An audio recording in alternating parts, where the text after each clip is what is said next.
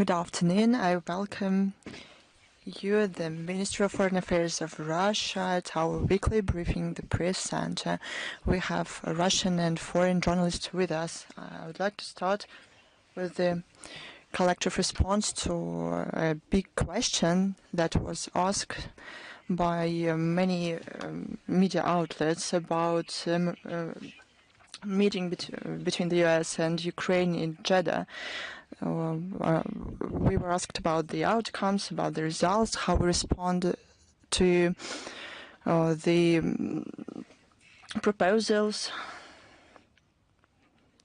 as to the outcomes of the meeting between Ukraine and the US in Jeddah on March the 11th about truth and so on. We follow closely to this meeting between the representatives of the US and Ukraine. We saw the statement adopted on its results. For now, we didn't receive any official notifications in this regard. From our side, we will be ready to discuss initiatives put forward there during future contacts with the American side. I would also can say that these contacts may take place even today. We'll keep you informed on their outcomes depending on the details that we have. Let us move on to the situation in Ukraine. As you know, on March the 16th, we are going to celebrate an anniversary of all Crimean referendum. March the 16th marks the 11th anniversary of a historical event. That day, people in Crimea made their free choice for their own future and future of their children. 96.77% voted for that. In Crimea, in Sebastopol, it was 96.5%. It was a just and long-awaited decision for Crimeans and people in our country. Over 11 years, our enemies made a lot of attempts to punish both Crimeans and Russians for that free choice to return to the motherland. People in Crimea were resilient and survived water, energy, food, transport blockade. I would add even the logistic one, because they didn't have an opportunity to receive documents, to move around a number of countries. I'm talking about NATO countries, not to participate in international events where they discussed issues to do with them, and it was done on this ethnic and cultural and national geographic principle.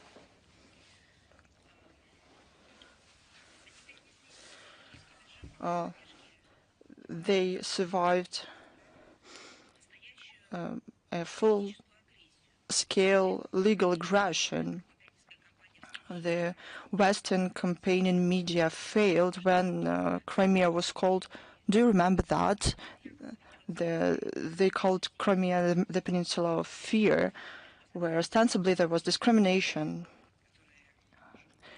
And those people who live in this region, they finally received rights and freedoms, among other things, to do with their nationality. For the first time in the last decades, our country did it for the first time. It is known that the peninsula and residents in 1992 to 2014 was treated residually by the authorities of Ukraine.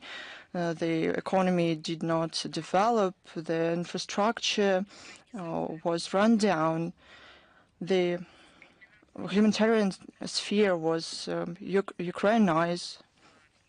They wanted to destroy culture and history. That was the essence of life of people in the peninsula.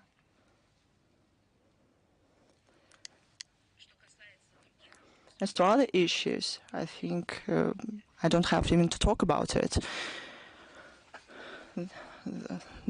How we saw the peninsula rejoining Russia, and all those who came there after the referendum in 2015, they asked a question how this place, a unique place in terms of tourism, did not develop for so many years and was ignored by those who called Crimea their own for many years.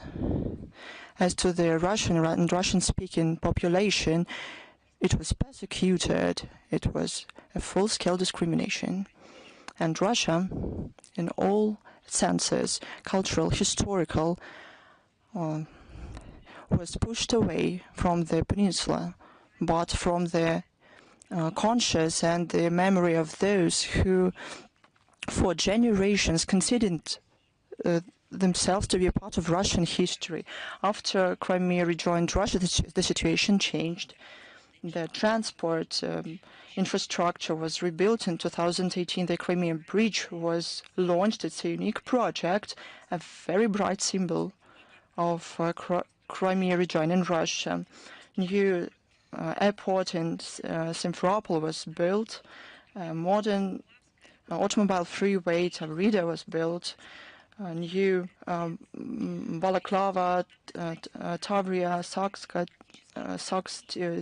TPP were put into operation. There are new gas pipelines, and residential construction is ongoing. Agriculture reinvigorated, tourism strengthened. This causes anger that manifests in the aggression from the Kiev regime. On January 31st, 2024, the International Court, please don't confuse it with quasi-court, I mean the International Court of the UN, it denied almost all demands of Ukraine and recognized that the Russian policy does not violate the International Convention on the Elimination of All Forms of Racial Discrimination. This important decision was possible because the Russian side provided information by the Russian side in terms of measures taken to ensure national and cultural diversity in Crimea. For example, 2017, in Simferopol, a school was opened. It had been being built for more than 20 years when 4 Ukrainian presidents changed. Up to now, architecture heritage sites and holy places are being rebuilt, and media work successfully in Ukraine, among other languages, in Crimean Tatar language. The information provided by Russia, I mean to the UN International Court, was convincing and destroyed completely the ability to influence this decision by fakes that was promoted by Western media. We can say that these attempts of ill-wishers to challenge the status of Crimea only persuaded people in the peninsula that their historic decision was right.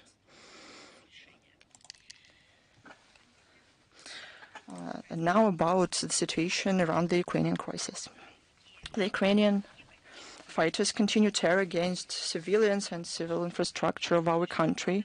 In the nights on March 11, the Ukrainian forces attacked with drones many Russian regions, including the Moscow region. According to Ministry of Defense, they allowed air defense system downed 343 drones. Majority of them was destroyed over the Kursk region. 6 were intercepted not far from the Kursk NPP. The attack on Moscow and Moscow region involved 91 drones. The last of them were destroyed over the Bryansk, Belgorod, Ryazan, Kaluga, Lipetsk, Oryol, Voronezh, and Nizhny Novgorod regions. But what was targeted? Houses, social facilities, facilities of transport and civil infrastructure. Only terrorists can act like that. Unfortunately, there were people killed and wounded following the attack. The drone fragments killed 3 employees of the military company. More than 20 people were wounded. According to the Ombudsman on Child's Rights, Maria Lvova-Belova, in the Moscow region, 3 children were wounded.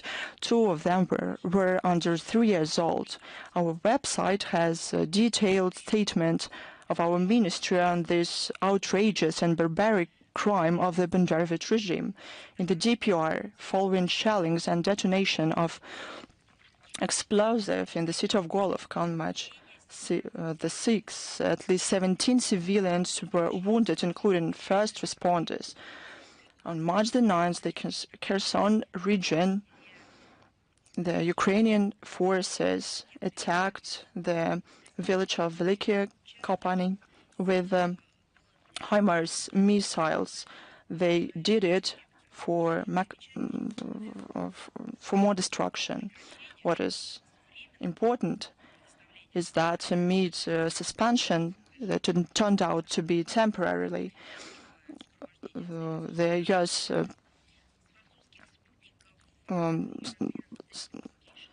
Supplying reconnaissance data to the Kiev regime.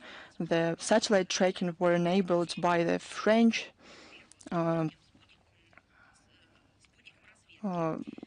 satellites, and targeting was enabled by the French reconnaissance satellite. Probably Paris do not know that, but there were dozens of civilians. They were targeted. 4 people were killed, including a 15-year-old teenager. At least 7 people were wounded, including those who came to the site to save people. They were hit by a second shelling, including a paramedic and an ambulance driver.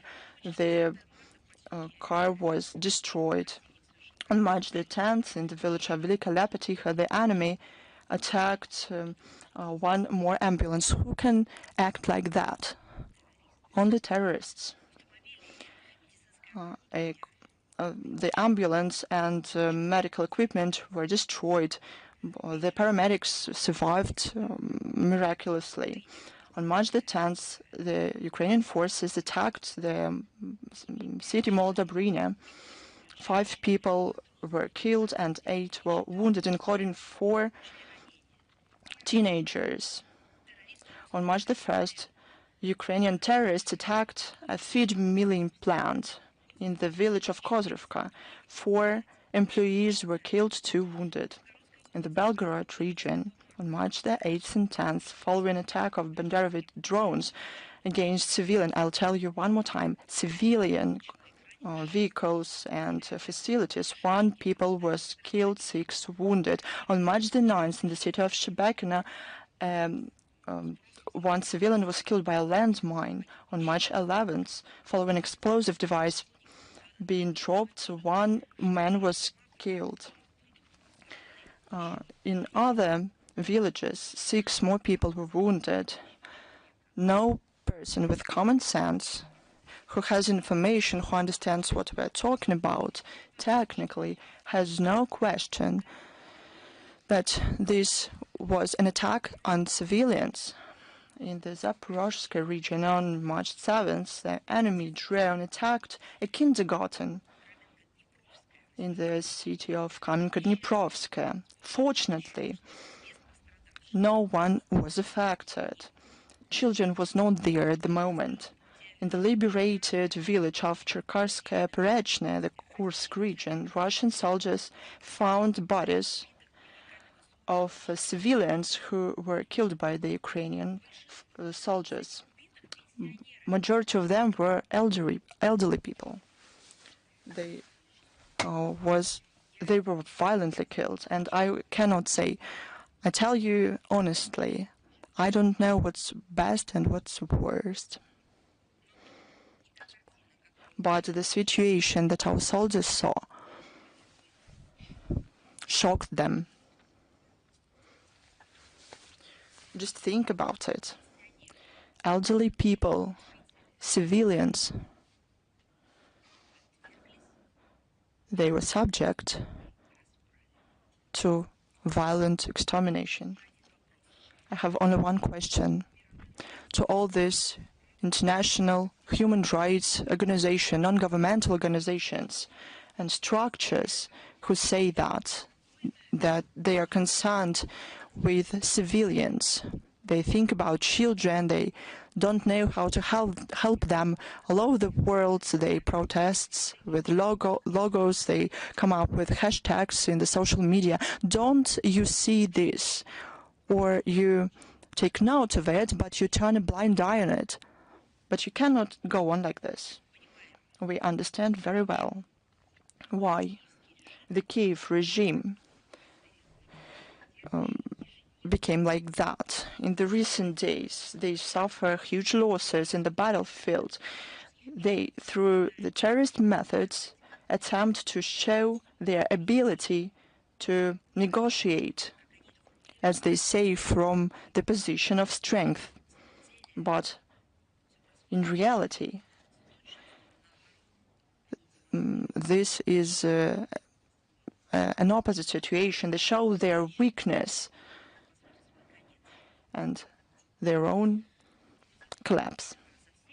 But all this suffering without end will followed by punishment. The Russian courts continue to pronounce verdicts to Ukrainian neo-Nazis. The citizen of Great Britain, James Anderson, who committed crimes against civilians in the Kursk region, was given 19 years in prison. The fighters of the 64th Separate Infantry Battalion, Ivan Furlet, Yuri Zadorozhny, Yuri Sichenko, Yuri Hayuk, were arrested on September 10, 2024, and were found guilty and given 17 years in prison. They many times prevented evacuation of civilians and opened fire against them. In their absence, 13 years in prison were given to a mercenary from the U.S., Benjamin Stuart Reed, and 21 years in prison were given to the commander, Ivan Golushevsky. In the city of Gorlovka, they attacked a service car, killing 2 people. Oleg Doga, a soldier from the 24th Separate Assault Battalion, was given 12 years in prison. Our law enforcement bodies will continue their work to bring to justice all Ukrainian Nazis and foreign mercenaries for military and other crimes, and we will keep you informed about it. Amid the aspiration of Washington to shift the burden of military expenditures on Europe, the head of the European Commission, Ursula von der Leyen, on March the 4th, sent to the leaders of the European countries an open letter. Probably it's the very same European Union that cares about human rights, freedom, democracy. But what was that open letter about? It was an open letter with the proposed by her plan to rearm Europe.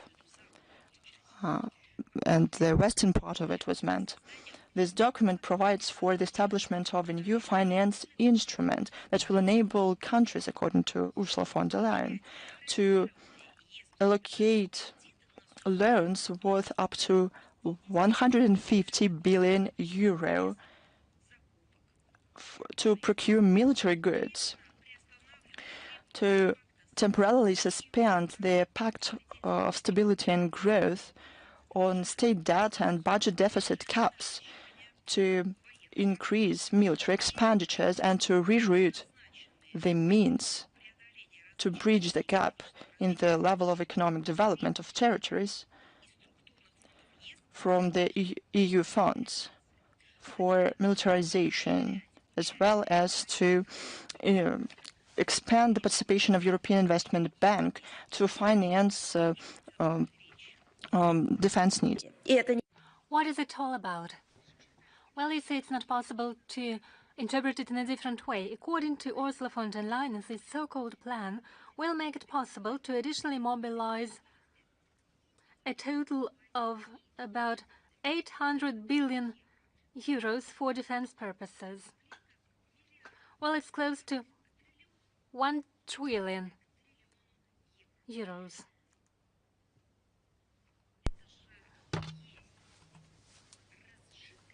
It is nothing but fueling a war on the European continent. And in the distorted interpretation of this advocate of a great war in Europe, implementation of this plan will contribute to helping Europe enter a new era of security and prosperity. And it will make it possible to provide assistance to, I quote, free and sovereign Ukraine, end of quote. You know, one could assume that they are living in a different world, in a different planet, that they never look out of their windows. They only watch the television that they fill with disinformation by themselves.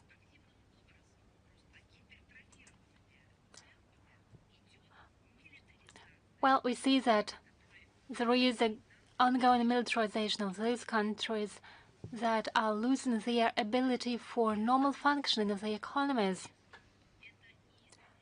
Historically, that is what was called provoking a war.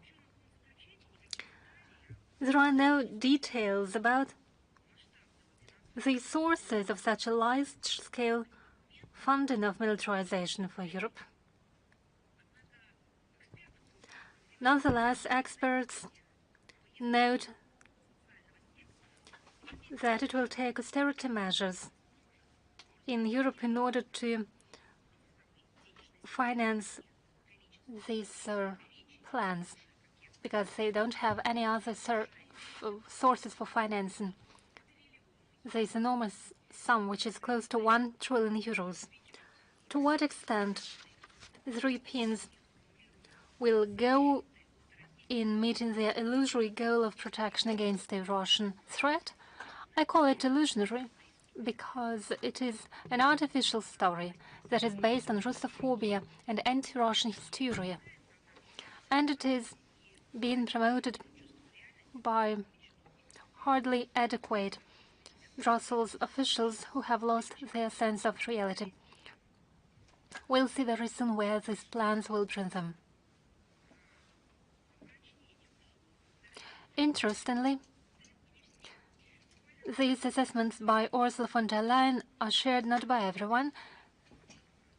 Just on the eve of publishment of this initiative, some countries of the European Union blocked the new package of military assistance for Ukraine,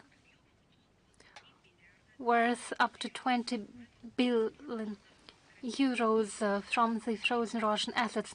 It was blocked. It was presented by the head of the European diplomacy, Ms. Kaja Kallas. In essence, the European Union is turning from an economic union into a militarized structure, a de facto NATO office. The European Union should deal with economic growth.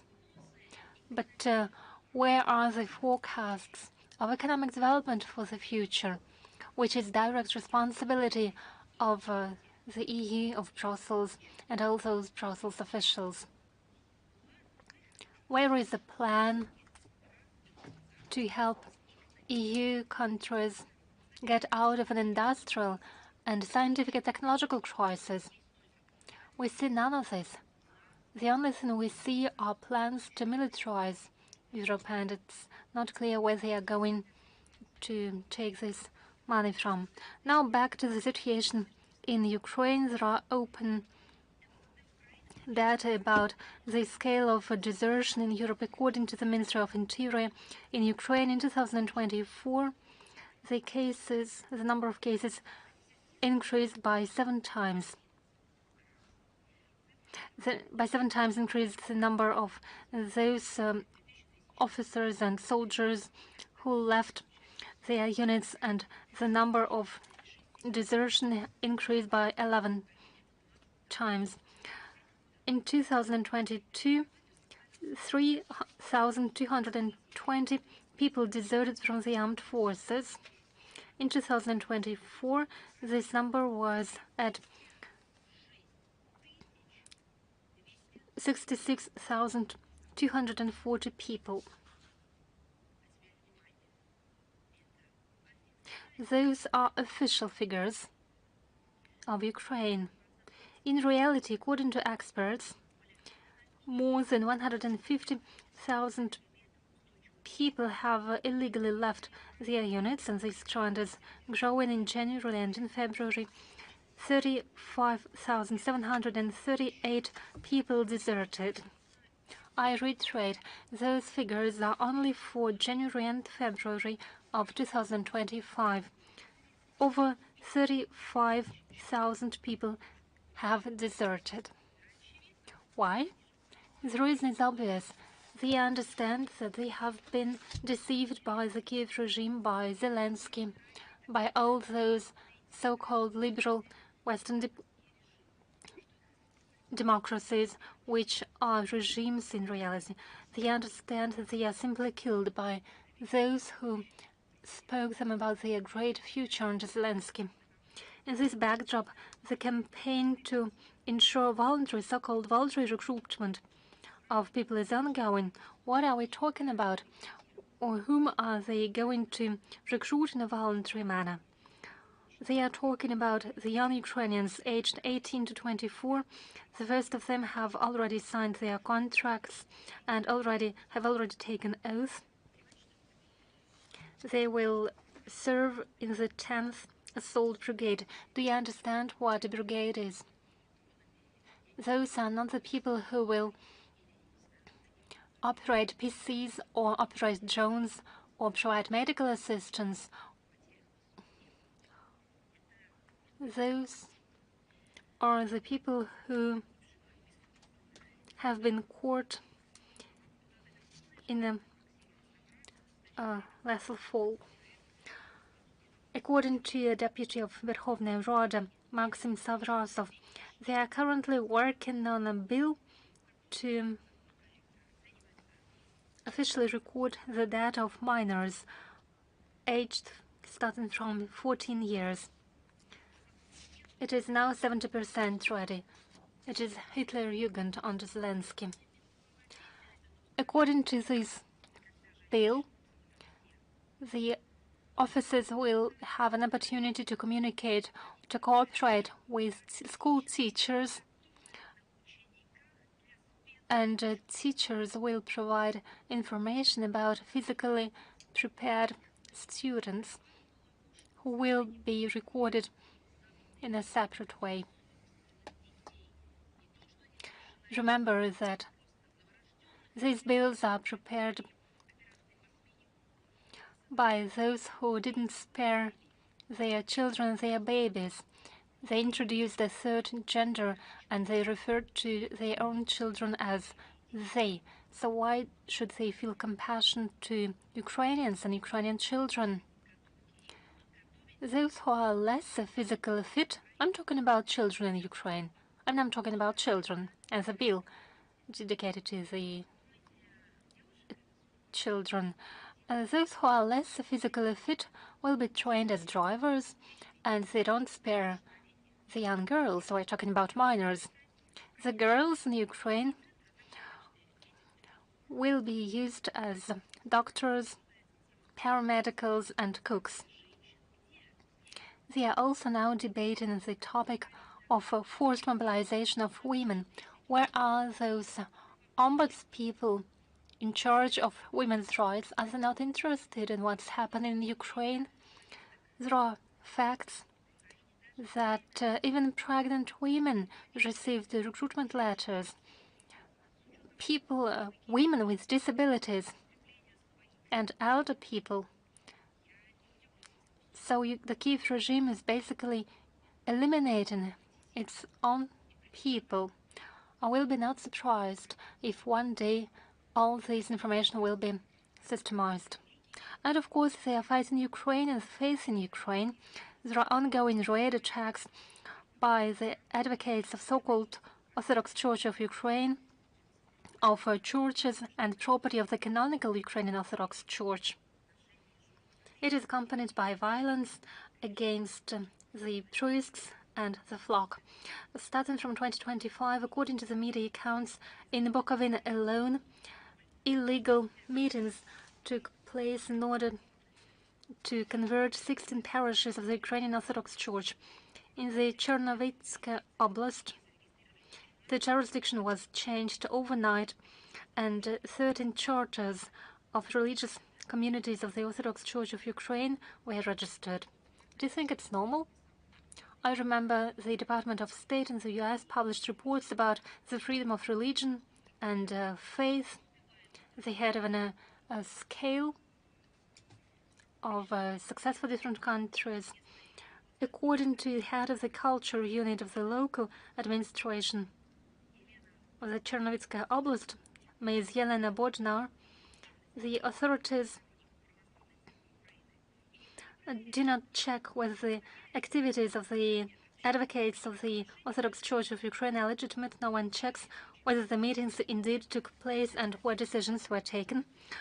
There was a blatant fact on the 6th of March when supporters of the Orthodox Church of Ukraine cynically used the emergency hospitalization of the 62-year-old priest of the Ukrainian Orthodox Church. With the assistance of police, the Orthodox Church was simply re-registered and given to the schismatics. So it's not a schism. A schism means an internal process. Differences in some views, the failure to meet the points of conversion. But what we are witnessing here is the simple elimination of the Orthodox Church in Ukrainian Orthodox Church. The Ministry of Culture in Ukraine initiated establishment of a commission that will be operational until the 30th of May this year. What will it prove? It is unbelievable. It is something you can't understand.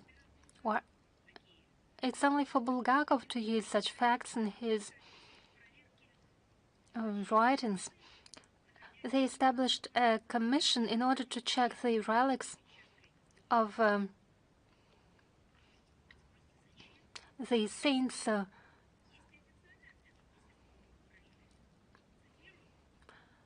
Why, I would ask? It was done in order to determine their historical and scientific value. We are talking about the relics of the saints.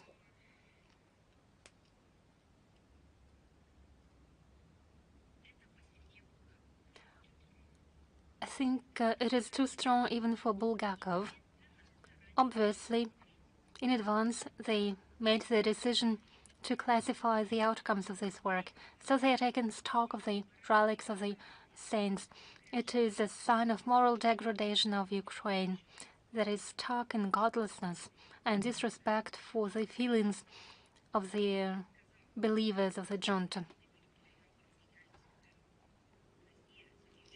Mr. Lavrov said in a recent press conference that in the West, all those who are behind these terrible actions and crimes by the Kiev regime. Apparently, they don't believe in anything but the Satan. It's not by coincidence that on the 8th of March,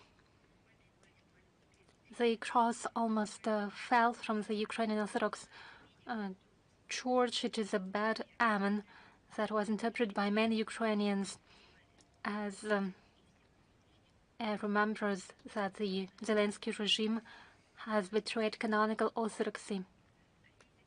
All those who are engaged in metaphysics should decide how to interpret it, but there are facts requiring a political, moral, and historical assessment. It's something we are talking about today. The believers also took note that the cross fell down from the Sophia Cathedral in Kiev several months before the special military operation. The head of the church designated by the Orthodox Church of Ukraine attributed this accident to the so-called vibration from the Russian shellings. Although they also remembered that the church, the cathedral, required a comprehensive renovation. It is remarkable that in 2023-2024, the schismatics commemorated Ivan Mazepa, whom the Russian Orthodox Church anathemized in 1708 for the state treason. So once again, we'll reiterate that the purposes of the special military operation, the denazification and the demilitarization of Ukraine, will be reached. I would like to remind you of something. Many were shattered by the words voiced by the EU High Representative for Foreign Affairs and Security Policy, Kaja Kallas, that the Kiev regime never hits civilians in the territory of the Russian Federation. Public officials and lay people were shattered by these words. Those who are not involved in any active countering to the Kiev regime and the Ukrainian armed forces, those who have their own business, they might feel compassion, but they are not so much involved. Even they were shattered, and even they sent us emails and called us. They said, either it is a horrible lie,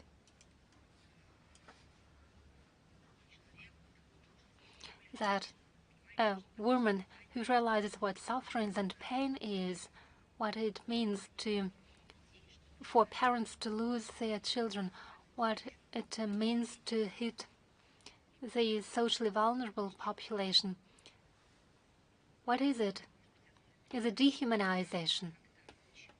So people asked, why is it that a EU official dares saying something, saying such words? They are informed. They have been informed about what's going on, not only starting from 2020. Our diplomats provided such information during the meetings, but even before 2022, they received the information directly in the course of negotiations with the Foreign Minister of Russia, Mr. Sergei Lavrov, on any occasion of a meeting with Brussels, the European official. Minister Lavrov raised what was going on in Donbass and shared with them the information and handed over the materials about what was going on in Ukraine, what was dealt to the civil population. They pretend not to know about it, but we will continue to remind them of what's going on. I will now present you the information about children who suffered and were killed at the hands of the criminal activities by the Kiev regime, starting from 2014 and up until now. These data was presented by our special representative for the crimes of the Kiev regime, Mr. Miroshnik. He collected it in close cooperation with our law enforcement agencies and the regions and regional authorities, and with the public organizations and common citizens. These data are not final, and I'm not saying that they are completely precise.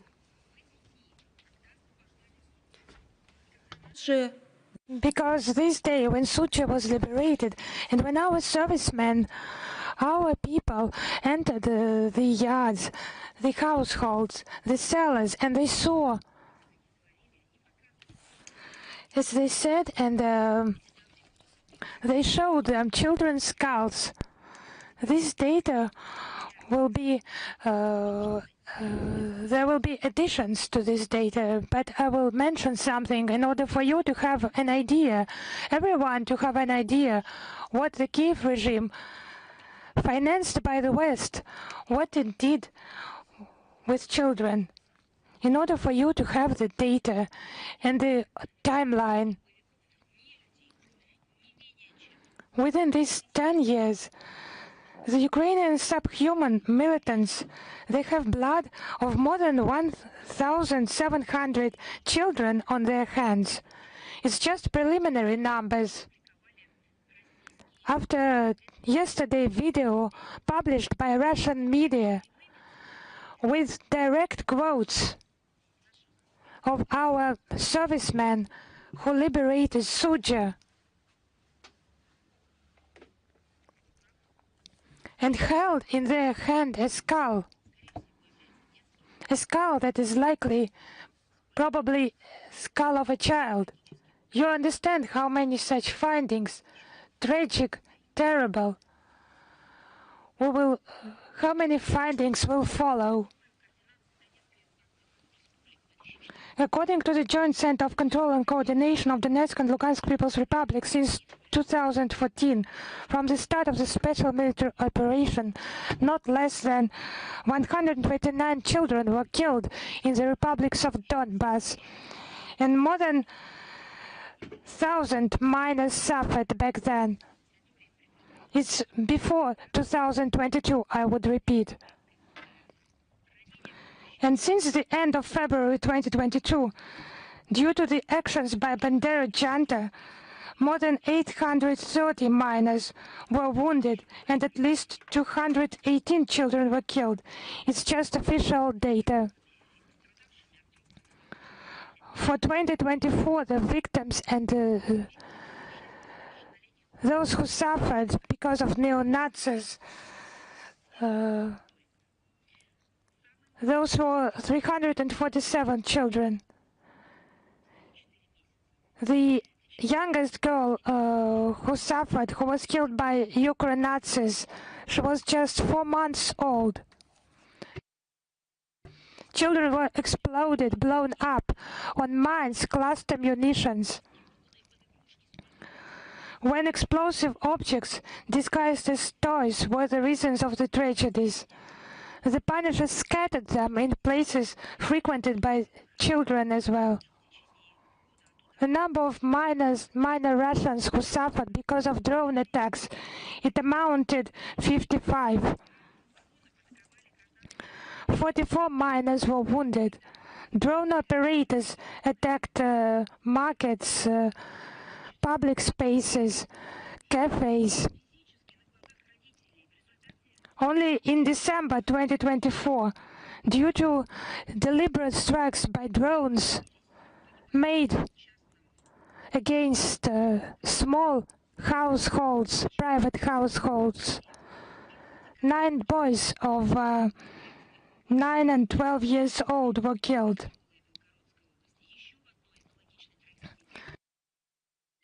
In December, in Starodub village, another tragedy was miraculously avoided.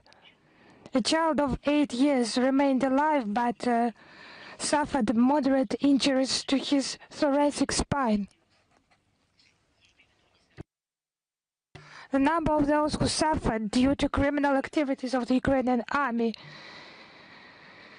grew. 127 children were wounded, 11 were killed. In Belgorod region, 88 children were wounded, 12 were killed.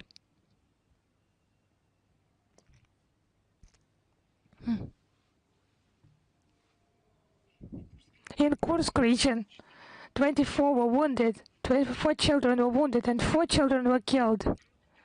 Moreover, according to the Ministry of Education of the Russian Federation, because of the barbaric shootings in the Donetsk, Lugansk, Kherson, Zaporozhye, Belgorod, Bryansk, Kursk regions, at least 2,242 children were deprived of possibility to go to kindergartens. 173,762 children were transferred to online studies. At least 396 kindergartens were damaged. 9 of them were destroyed. 503 schools were damaged. 35 were destroyed. 104 educational organizations were damaged. 5 were destroyed. That is, it's the statistical data that will become a gravestone for the Kiev regime.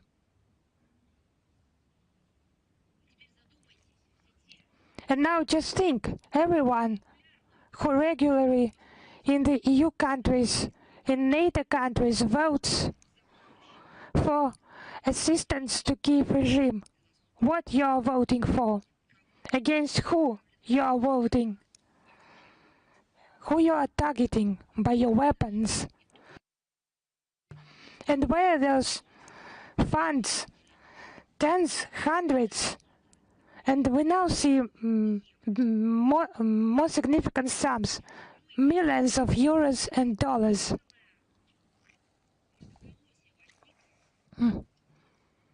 Now it's many voices in the NATO space about the prospects of deployment of troops from Europe in Ukraine. Just have a look. Some leaks, some media reports, some plans by Paris and London to send to Ukraine, as they say, European peacekeeping contingent. And we have heard that recently even Copenhagen expressed its willingness to join this initiative. It seems that Denmark can lose Greenland now, but yes, they have to protect not their borders, but something else. It's not a new idea. A year ago, French President Emmanuel Macron announced his intention to send French military personnel to war in Ukraine. Such so-called initiatives will lead only to the escalation of the situation. The estimates were provided by Sergei Lavrov during his meetings on the 11th of March in Moscow with the OSCE Secretary General. And there was an interview by Russian Foreign Ministry published yesterday. On Wednesday, you can study that on the Foreign Ministry website and on social media, official social media accounts of the ministry. We think that just making such statements, telling about such plans, is not a step towards the settlement of the conflicts. It's harmful illusion, forming harmful illusion with the top official in Kiev. We think that the reason they just why Washington distances from these plans, they just know where that they have some ideas where that could lead.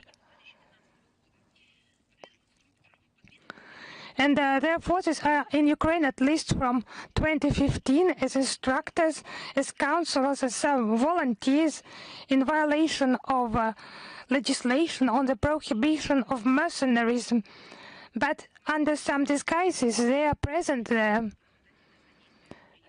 They support the council during Banderite operation, terrorist attacks against our country and citizens. We have regularly talked about that. On participation in terrorist activities together with Kiev regime of those who committed crimes by leading, providing information and representing NATO countries. We know that some political forces in Europe just continue to put a spoke in the wheel of the process that is being planned that could lead to settlement, to peace. And just one word, peace, settlement, just causes anger among them. Because their main task is, of course, escalation and slaughter. Ukrainian citizens, they can know for certain who they are to thank for the prolonging conflict. Zelensky and those supporting him, the leaders of that NATO of Europe, who stand for continuing weapons supplies, sponsor terrorist activities, and now think about some pseudo peacekeepers. You know, there is also, despite legal estimation, political analysis, there is also some common sense. Just think about it. The word peacekeeper is a key part of this word is peace. But what are those who want in some NATO capitals to send some contingents to Ukraine? There are no declarations about peace there. And there have been no talk about peaceful life, about settlement for all those years. What is that? They're talking about militarization for 1 trillion euros. Deployment of any armed formations of other states is unacceptable to us. Some allegedly peacekeeping operations, they are offered, proposed by those who do not have the word peace in their lexicology at all. All those repeated ideas is just familiar to us, is painfully familiar to us. That would mean the involvement of those countries into a direct armed conflict with our country, and to which we will respond with all the available means. And of course, the French government is just making some bright statements. We need to tell about our former partners trying to misappropriate, but to put things in their proper names, to steal the Russian assets frozen in the territory of the European Union as part of illegal restrictive measures. The Russian position on this issue is unchanged. All the blocked Russian funds are the property of the Russian Federation. The appropriation of profits from financial operations without the relevant consent of the Russian side is, I would underline once again, theft. No matter what pseudo-legal constructs it may be disguised under. Those alleged seizure of excess revenues and allegedly legal, it just does not stand up to any criticism. Such unilateral actions constitute the appropriation of this of the property of a foreign state, and it's negative for the image of the EU among the international community and the global investors. It demonstrates that they are not interested in a long-term settlement of the crisis around Ukraine and intend to continue to heavily supply weapons to the Kiev regime in order to continue the conflict, to create such possibilities. And now the bloody mystification, bloody staging. Now another anniversary, bloody anniversary, is nearing. It has been mentioned many times by our top officials, by foreign minister, on the platforms of international organizations, many briefings where we mentioned that. On the 3rd of April, it will be 3 years from the time of the order, and staged beforehand the staging in the settlement of Bucha of the Kiev region. Back then, stories were invented about the alleged killings of local civilians by Russian servicemen, as they said. Despite the obviously staged nature of this provocation, all the Western media politicians started to distribute this information. It was a pretext for not conducting negotiations, not looking for any peaceful settlement of this situation. No political process are needed, as they said.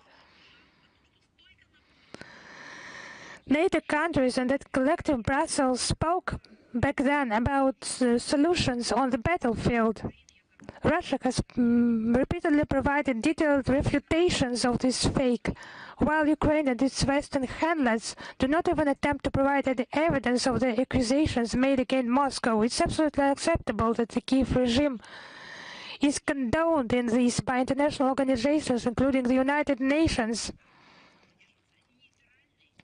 I would remind you, according to its charter, it's obliged to be neutral and maintain an equidistant distance line.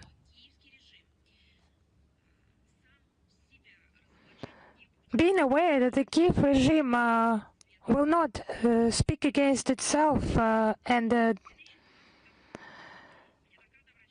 provide details about its bloody provocation.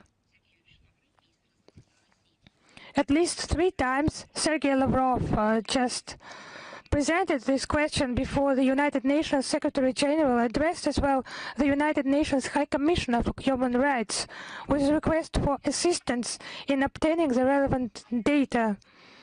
In particular, in September 2024, through the permanent mission of Russia in New York, a request was transmitted for investigation of the events of the staging provocations in Bucha in order to provide for the protection of the rights of the victims of the tragedy. In January this year, they called again on the United Nations Secretariat to speed up the response to this appeal. What do you think? Despite all that, our requests still remain unanswered by the UN Secretariat. It was just some distraction, just some unclear replies, or some words you understand everything.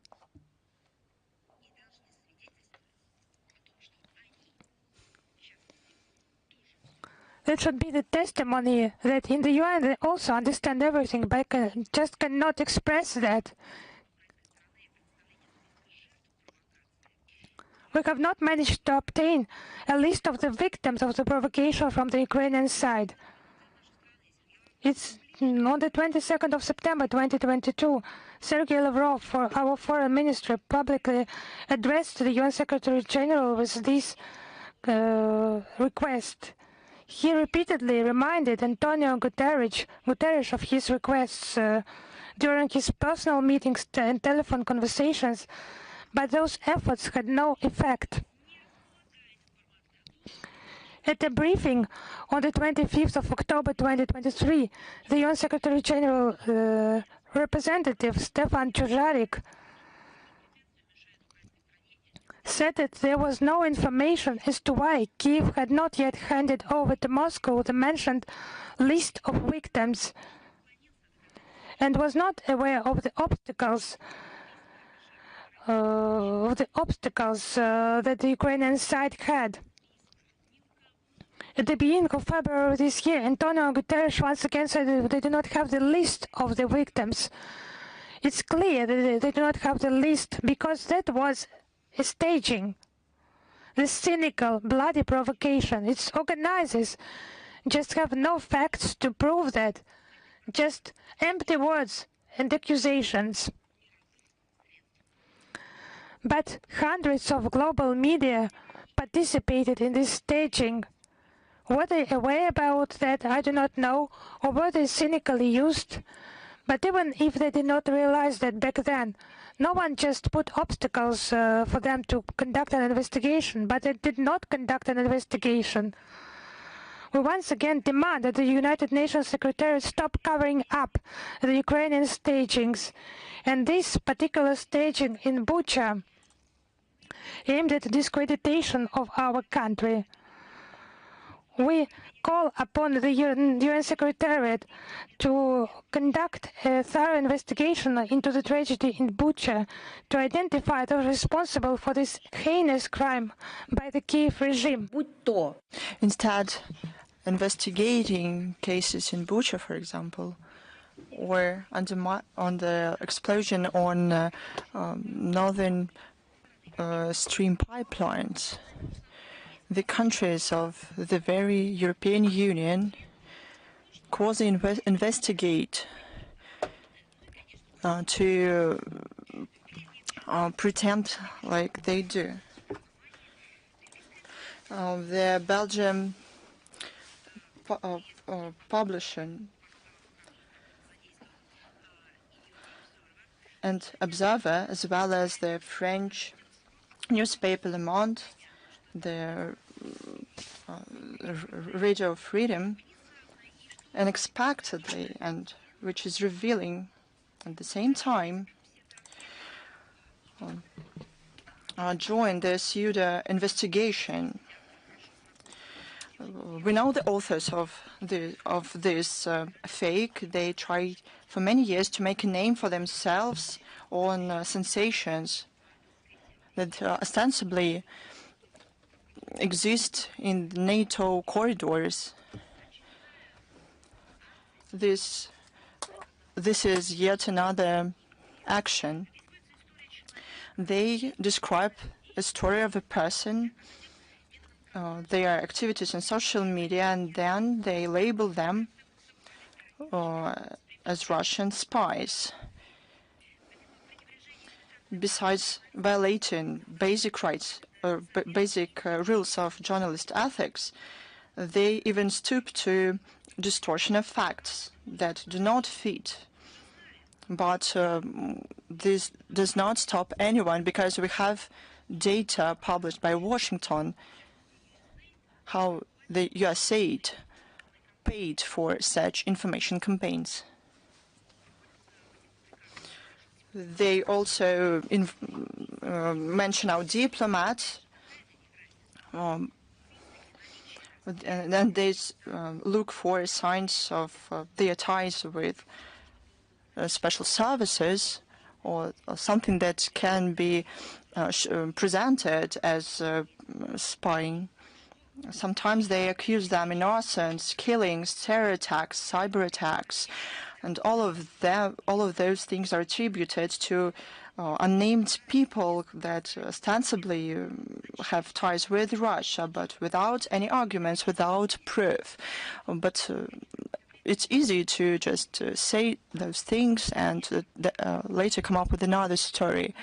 In this time, it's delirium, and it's not only difficult to comment on it. There's no sense doing it. These materials have nothing to do with common sense, and we will post the list of these materials.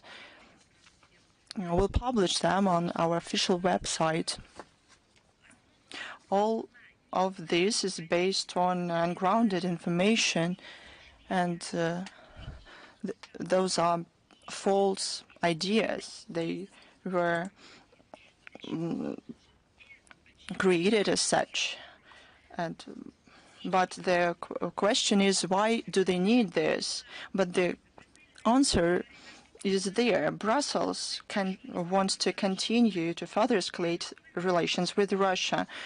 We can remember the materials with Ursula von der Leyen and 3 trillion euros that have to be received from people in the European countries and be used against our country and democracy in Ukraine. I forgot to mention that. Even for this, the large-scale ideological brainwashing campaign was started. The European population are threatened with the made-up threat from the East, only to get to the pockets of European people to finance aspirations imposed by the political leadership in the EU. But Ursula von der Leyen does that. She first asked for hundreds of thousands of euros to procure vaccines outside of the EU. She just agreed via text messages to procure vaccines for tens of millions of euros, and then they destroyed them. So it is impossible to identify how many vaccines were used, and not to establish the quality of those vaccines. But there is another project. Ursula von der Leyen now can pump money for another purpose, because armaments are more expensive. That's why such publications are needed. Every day it's getting more and more clear that this anti-Russian policy is harmful for the EU countries, and this policy will lead to deterioration in social and economic situation in the European countries and the degradation of the security situation on the continent. The statement of the General Secretary of NATO on Bosnia and Herzegovina, we took note of it because there were a lot of question about it. Mark Rutte, during his recent visit to Bosnia and Herzegovina on March 11th, amid political crisis in this country, he called on the Presidium of Bosnia and Herzegovina to settle the problem. He clearly meant the situation with the leadership of the Serb Republic.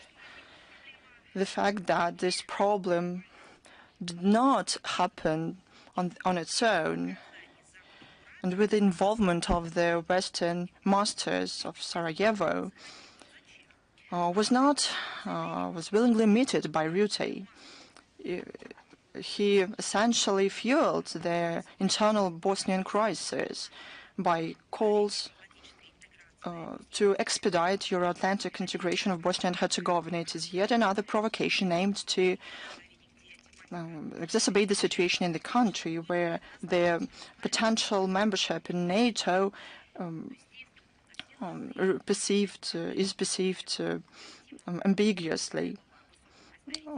Rutte praised illegitimate High Representative Christian Schmidt, whose activities are questionable because there is no legal basis for his presence there. He supported the presence of European forces in the country and said that that NATO will prevent security vacuum in the country. That's how EU and NATO are becoming one thing, and this cynical address of Rutte to the authorities of Bosnia and Herzegovina was also noted by us, and Brussels spent hundreds of millions received through corrupt measures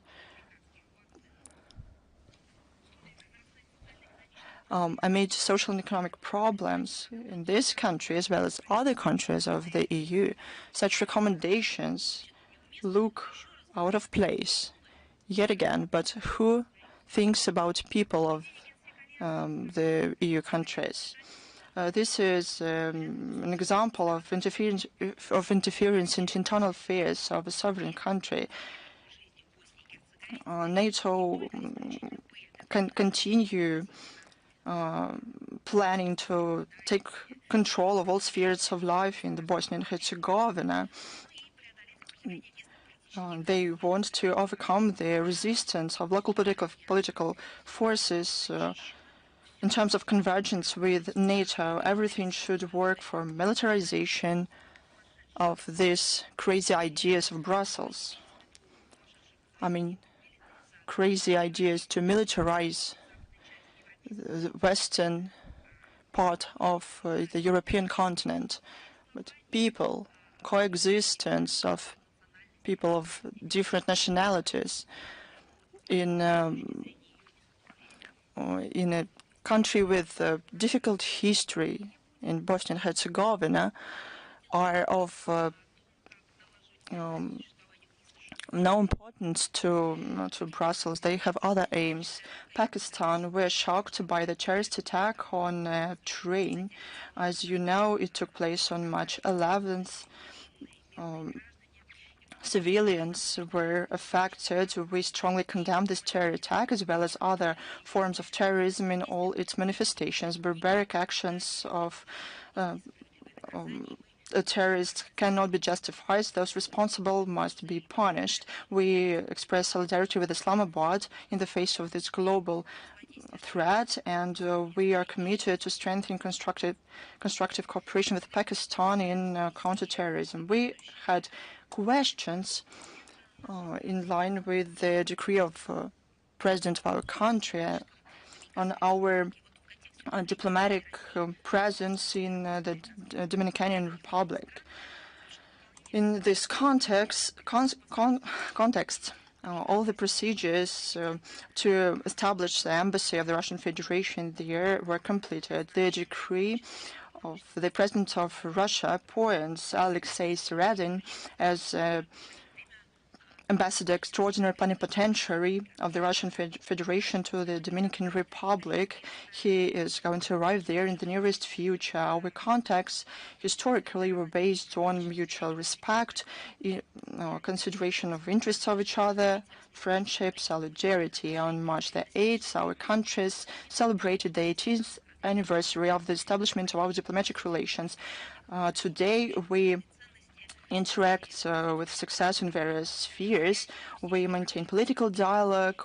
We are united by our cultural values, interests in development of technological, cultural ties, tourism.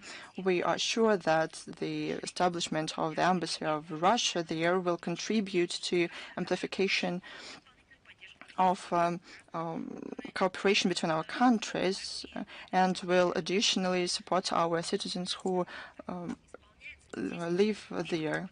On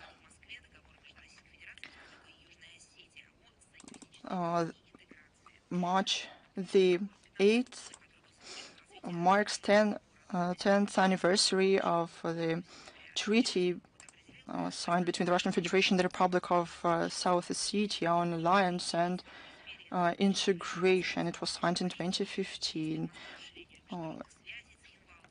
It creates unified space for security, among other things, in social and economic and humanitarian spheres. It implements the investment programs. It provides for eased procedures to receive Russian citizenship, better average salaries of officials in South Ossetia and pensions of Russians who live there, facilitation of development of education, science, culture, arts, sports, and tourism. The results of the implementation of the treaty are positive. It helped intensify political and interagency interaction. It strengthened security in the southern borders of Russia. In their turn, volunteers and those who were drafted from there contribute to the special military operation. South Ossetia, with the support of Russia, achieved good results in statehood building, economy, higher quality of life of the population. The GDP reached 8.3 billion rubles, and the average salary rose to 33.9 thousand rubles in economy and 31.5 thousand rubles in budgetary institutions. This program, another investment program to facilitate social and economic development for 2023-2025, implement 44 events. Our cooperation is fully in line with the interests of the nations of Russia and South Ossetia. Several humanitarian, very interesting events.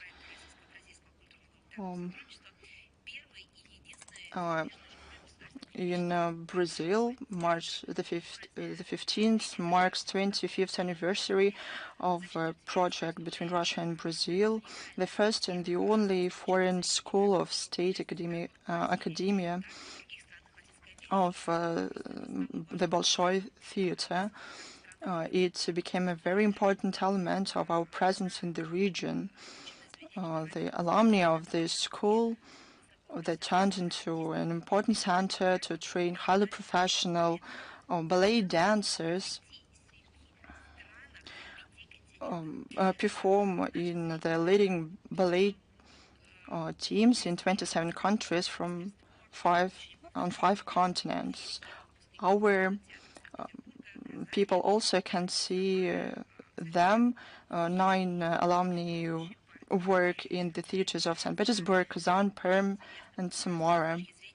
This project was of utmost importance in terms of its importance for the Brazilian society. It was created as a social project. The education is free of charge, and it gives an opportunity for people with low-income families to professionally study ballet. Also, the curriculum also includes compulsory school subjects. It is great that traditions of the Bolshoi Theater that next year, in 2026, celebrates 250th anniversary since its establishment, are highly valued all over the world. It's a symbol of our country. It's a symbol of the world culture. Russian opera, national ballet were born there, and this anniversary will be celebrated in our country. The events will also take place in other countries as well. As to the school, we congratulate the leadership of the country, those who work there, and everyone who was involved in this project. We wish further success and prosperity. There's one more important humanitarian issue. On May 5 through 12, in the city of Belo Horizonte, Brazil, the Federal University of Minas Gerais hosts 59th International Mendeleev School Chemistry Olympiad. It is traditionally organized by the chemistry faculty of the MSU with the support of the foundation of Andrei Melnichenko. And partner organizer of this year is the Federal University of Minas Gerais. The International Mendeleev Olympiad is a major competition in chemistry. It has been taking place since 1967. In 1997, it became a successor in all union school chemistry and continued its enumeration. The competition brings together high schoolers who won national Olympiads. Russian team usually shows good results. In 2024, the competition was hosted by Shenzhen, China. It was organized by Joint Russia-China University, Beijing Polytechnical University, and Municipal People's Government of Shenzhen. All 10 Russian representatives received medals, 5 golden ones and 5 silver ones. We wish all the participants success. We believe in you. And we wish the spirit of a friendly competition to take place and to seize this opportunity to show their abilities. Let's move on to questions. It's the International Affairs with us. Good afternoon, Madam Zakharova. You mentioned the situation in Bosnia and Herzegovina. So I would like to ask you a clarifying question. I'm talking about your comments that the Prosecutor General's Office of Bosnia and Herzegovina ordered to arrest the leader of Bosnian Serbs, Milorad Dodik, and his assistants. Well, as you mentioned correctly, we focus on this topic today and we regularly comment on it. It is a legal arbitrariness. I remember that a couple of years ago some reporters said we shouldn't talk about it in the diplomatic conversations, but it is nothing else but legal arbitrariness. For a long time, the legitimately elected leader of the Bosnian people was harassed. I'll remind you, we are talking about a person who was legitimately elected by the people of Bosnia and Herzegovina, and it's taken place in the context of a large-scale political campaign against Republic Srpska. So those are not just individual problems of someone with somebody.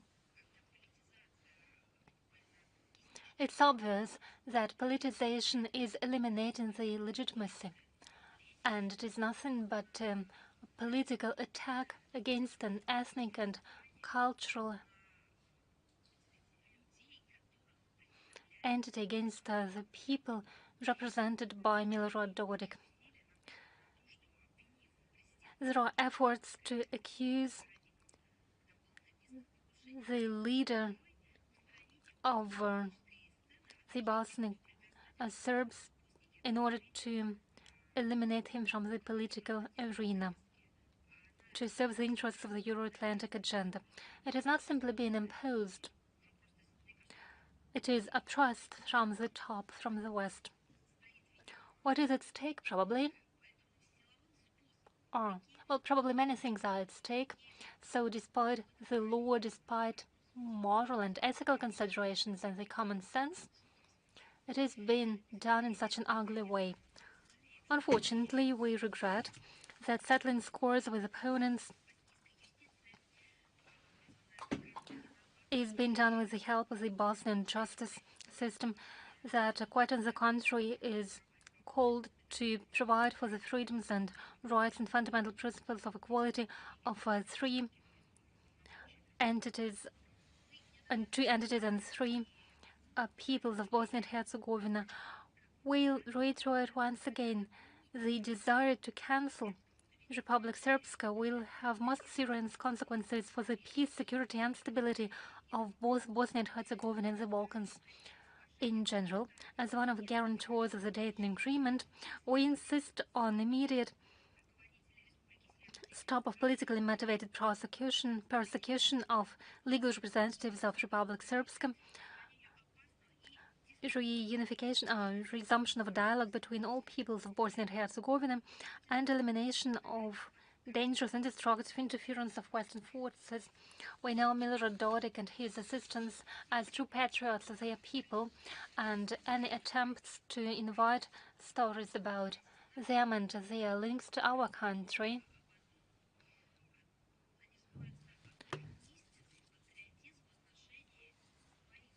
are not true, and their compatriots understand it. It is something that is understood by those who entrusted them with their responsibility to decide on their future. the future of this long-suffering population. Everything that is being done by those people, I'm talking about President Dodik and his assistants, is aimed not only at the development of context-friendly relations with other countries, but first and foremost on upholding the rights and freedom of its people. We could call them the defenders of rights and interests of the Serbian people. I sincerely believe that all difficulties and all hardships that they have to endure will be overcome by these people. Thank you so much.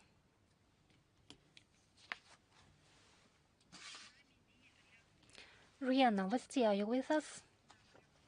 Yes, Madam Zakharova, good afternoon. We have one question to you today. The West continues accusing Russia of using the veto right during the votings in Security Council. Can you give us statistics about how many times Russia has applied its veto right since 1991 and how often it has been applied by the US, France and the UK? Well, before giving you statistics, I'll tell you that it's not only statistics. Those are not only facts. We should understand the internal mechanisms. According to US diplomats themselves, who worked either in the UN headquarters representing their own country or in their publications, the US political figures and political analysts assured that sometimes they deliberately provoked other countries, primarily our country, to veto some documents in order to contribute to such statistics. But let me give you more details.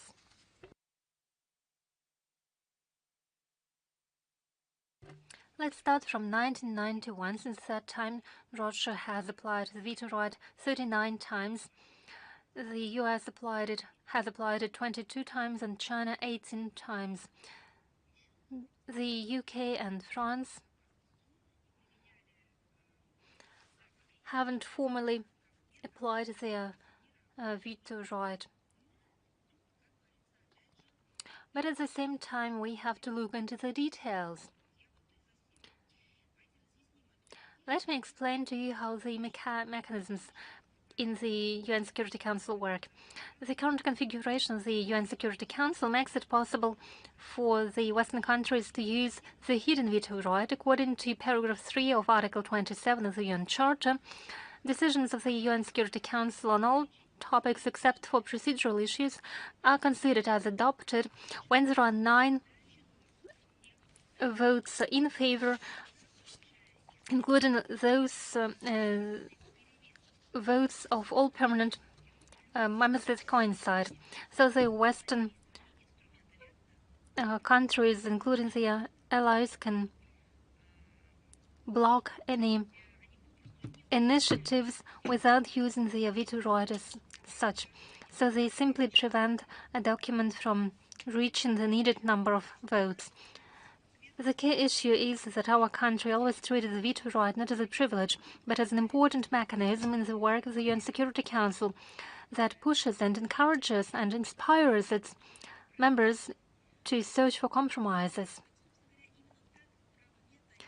That was the idea behind the veto right. It was designed as a signal lamp that demonstrates to the international community that it hasn't been able to agree, that it has to return to the negotiating table and continue the work in order to find compromises, solutions and agreements. Moscow is aware of its responsibility as a permanent member of the UN Security Council, and it will continue to use the veto right in a faithful manner only in the exceptional cases and in the interest of elaborating long-term and just solutions. A remarkable situation took place when the situation in Ukraine was considered in the UN Security Council on the 24th of February. This year, Washington presented a brief text with a call to swift and long-term settlement of the conflict without any accusations against Russia. At the same time, the EU representatives and the UK on the very said date try in the General Assembly to introduce into it the wording with accusations against our country and with partial quoting and reference to the principles of the UN Security Council. We were forced to veto these amendments that could derail this important initiative, as a constructive initiative that could be turned into an anti-Russian and unacceptable document. In my view, all these debates about the statistics of the use of the veto right,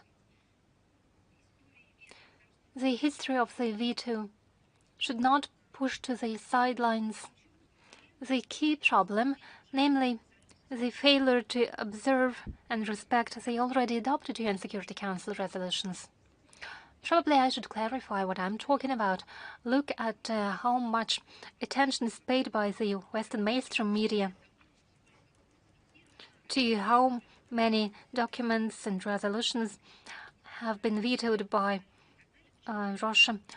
Why are not they similarly scrupulous when it comes to the number of resolutions of the UN Security Council that have been adopted, sometimes unanimously, sometimes without approval of the most majority of everyone, but with the consent of the most.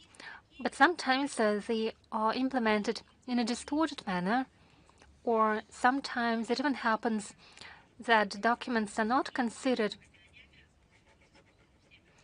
as guiding documents, although they are supposed to be used by the world community. And the countries that co-sponsored the resolution do exactly the opposite to the spirit and letter of the documents for which they voted and which they sponsored. And no one pays any attention to this. No one collects any statistics and takes stock of it. If you ask me for specific examples, I'll give you one. It is a situation with the Minsk agreements. They were endorsed in the form of UN Security Council resolution in support of the agreements reached in Minsk in those days, and those very countries that either were involved in the elaboration of the Minsk agreements in 2015 or were sitting in the UN Security Council and voted in favor of this document, those very countries acted against this document after it has been adopted. They didn't violate it indirectly, but they directly countered its implementation, opposed its implementation. And later it turned out that France, that was involved in the elaboration of the Minsk Agreement and was a guarantor of the Minsk Agreements, and was at that time the permanent member of the UN Security Council, it misled the international community. It was mentioned by the then President of France, by the President who then participated in the elaboration of the Minsk Agreement, President Hollande. He said France was never going to implement it, nor neither as the Minsk Agreements nor as in the form of the UN Security Council resolution. That's the key problem in our view. So if we are to conduct an investigation, I'm talking about a journalist investigation or a survey, the situation should be treated in a comprehensive way. It's not only a matter of statistics, and it's not only a matter of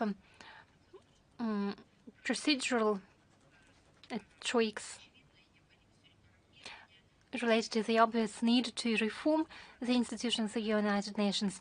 This problem should be treated in a comprehensive way. One have to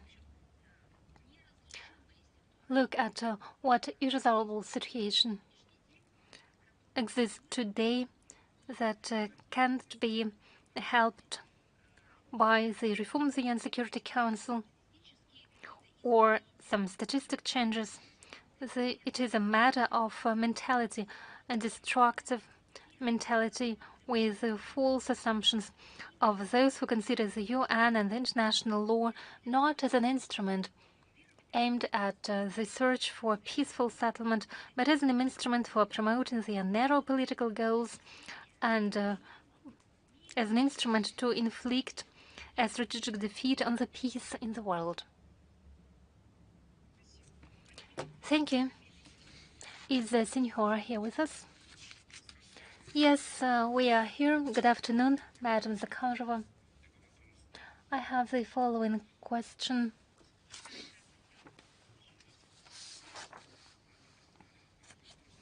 Recently, the Department of State of the U.S.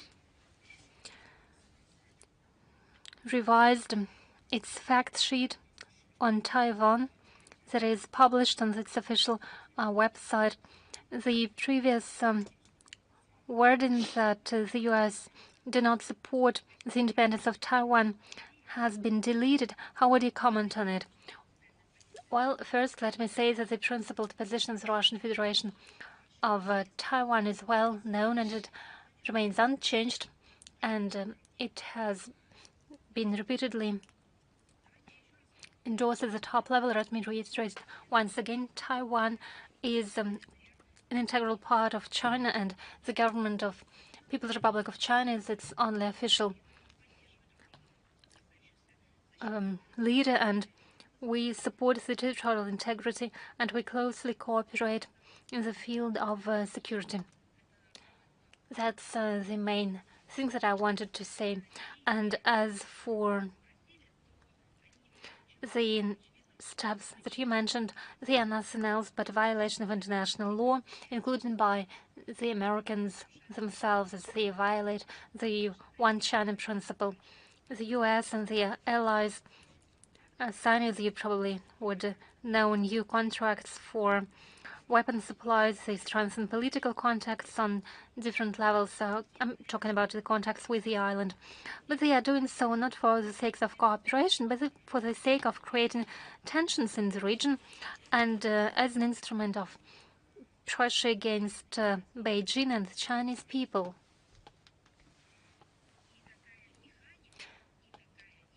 This ideology contradicts the previously adopted obligations of commitments of Washington with regards to the region and fuels separatist sentiments.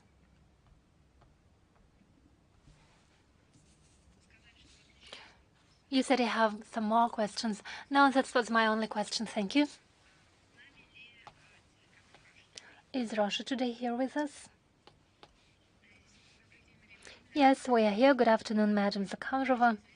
We would like to ask you the following question in the backdrop of the resumed Russia-US dialogue and the modified rhetoric of the US with regards to Russia. What is the chance that Moscow-Washington relations will become equal relations? And can we say that we are already witnessing the message, the signals of such developments? Thank you. Well, I believe we should take note of any signals, but at the same time we should focus on specific steps and specific actions.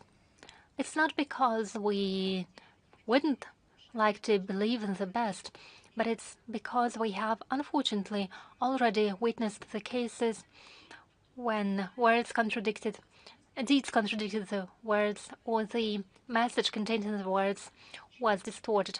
So I'll reiterate, we do read the signals, we support the constructive sentiments aimed at the development of peace and cooperation by the current incumbent U.S. administration.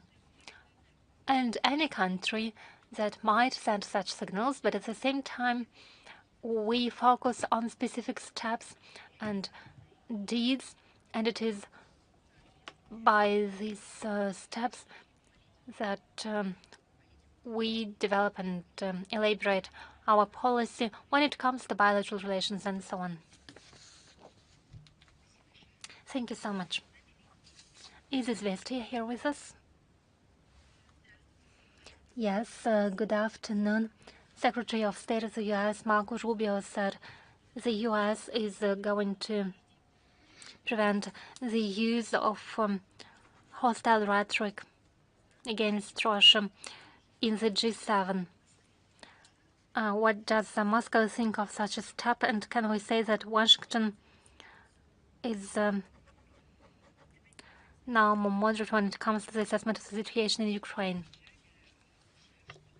Let me separate it into two questions. We have already noted that even within the framework of G20, American representatives, although they have not delegated the head of this Department of State, they were represented at the level of the ambassador of that country. Their statements were without the previous administration's aggression, Russophobia, and their mood was different. Those processes, those symptoms, they're obvious. We have already noted them, and we have noted the statements of the American representatives who, I repeat once again, are constructive in nature, aimed at dialogue, maintaining contacts and relations. We have noted that it has been noted at the highest level in our country. Your second question was about, is it possible to say that Washington is more realistic in its assessment of the situation in Ukraine? So I think it's the team that has come to power, that is in White House. They should know what is now happening in Ukraine. And the previous team also knew what was happening there. It's just the tasks, the objectives of the teams of Obama, Biden, and their members were different from the objectives they declared.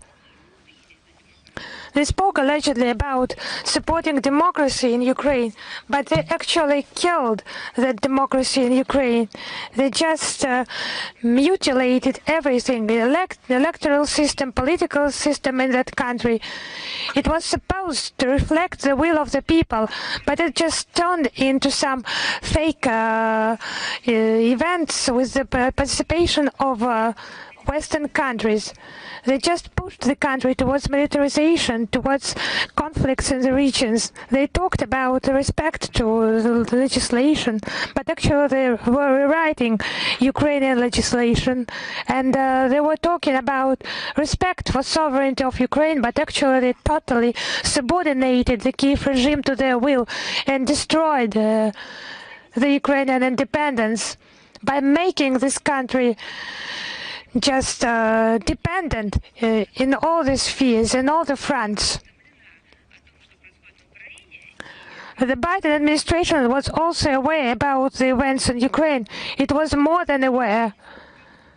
It implemented its own project in many ways there. It is indeed repeatedly all over the world in historical periods by other teams of presidents in the White House. This team and the previous team, they know what is happening there. Their relations are different. And it's expressed even openly. I would like to underline once again that the previous team in the White House was concealing its true intentions. It just needed an instrument to implement its corruptive schemes, corruptive intentions.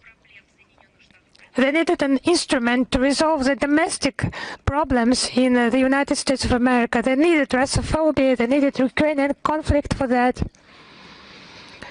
They needed such an instrument that is the Kiev regime for the implementation of their geopolitical ideas.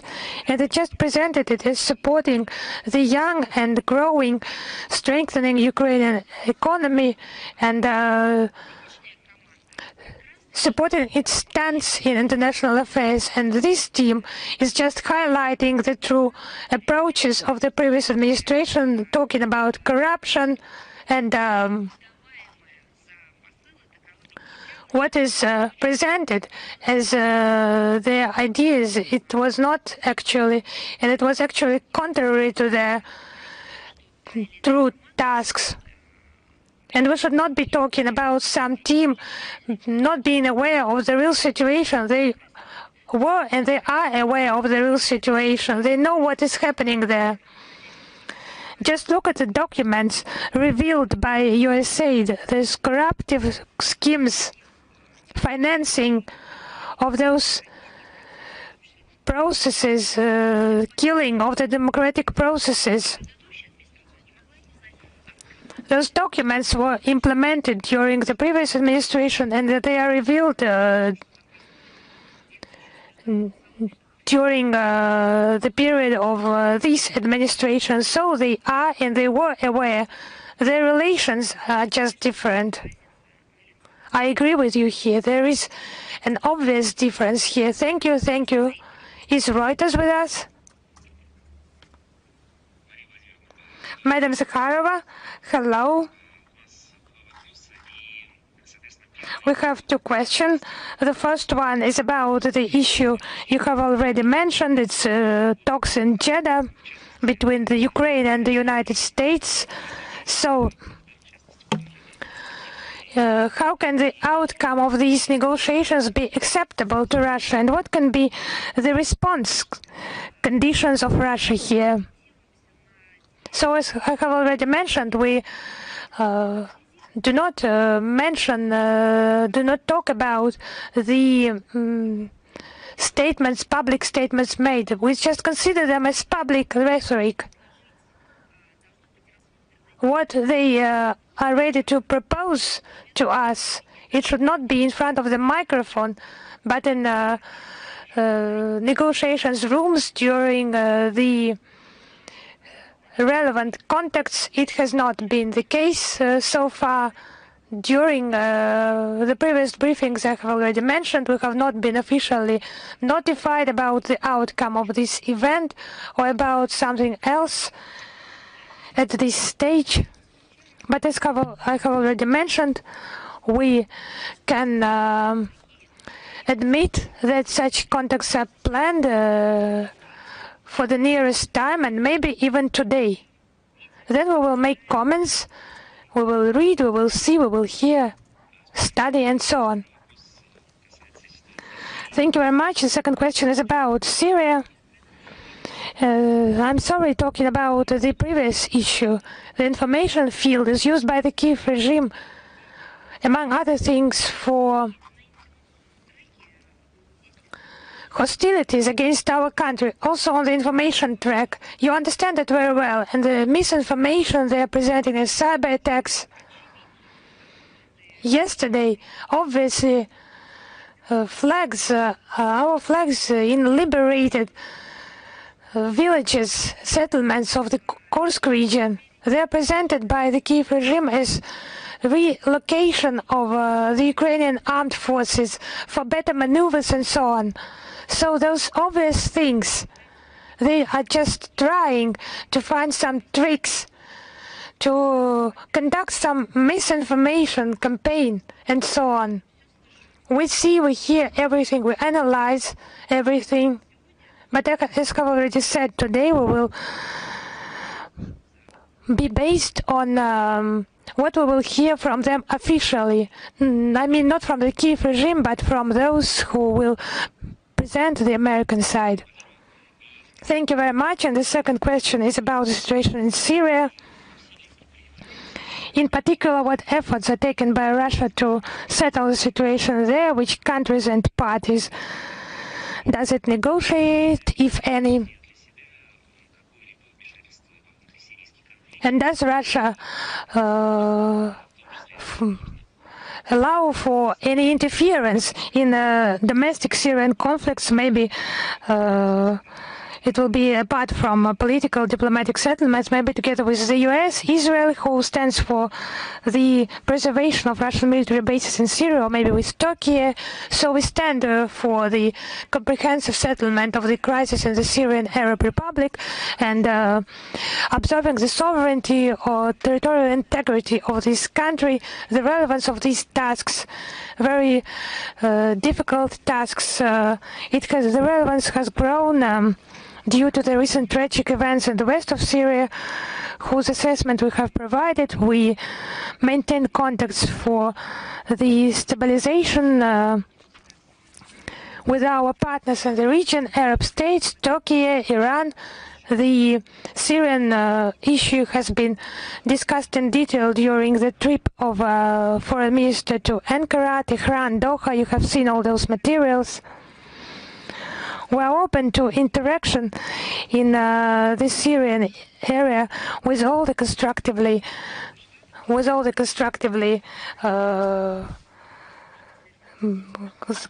countries and regarding the urgent consultations with the UN Security Council on Syria.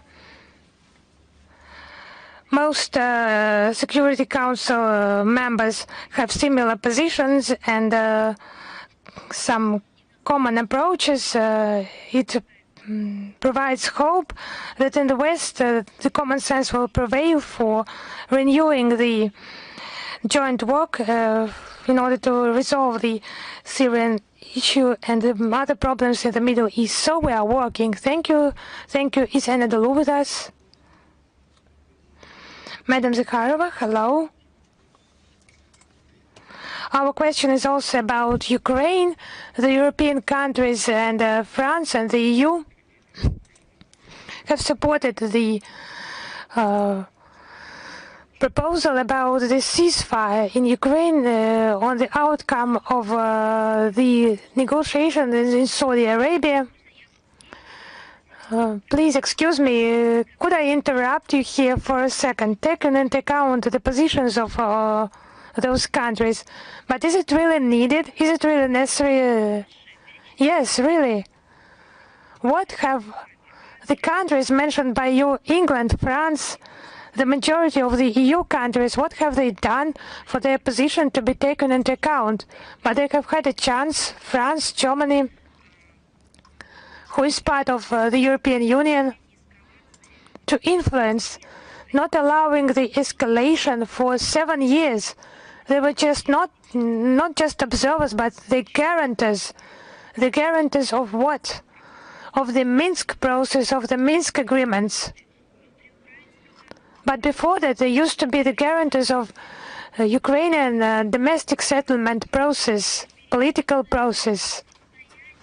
So they guaranteed those transition process of transition of power from the legal authorities to those who they supported, trying to present that as democratic reforms. They failed everywhere. They failed on Maidan with their efforts allegedly aimed at something good. They failed in Minsk agreements as guarantors.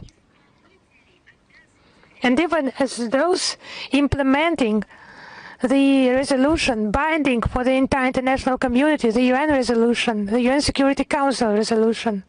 So let us return to the question, why is it necessary, or we can, or we need to take into account the positions of those countries?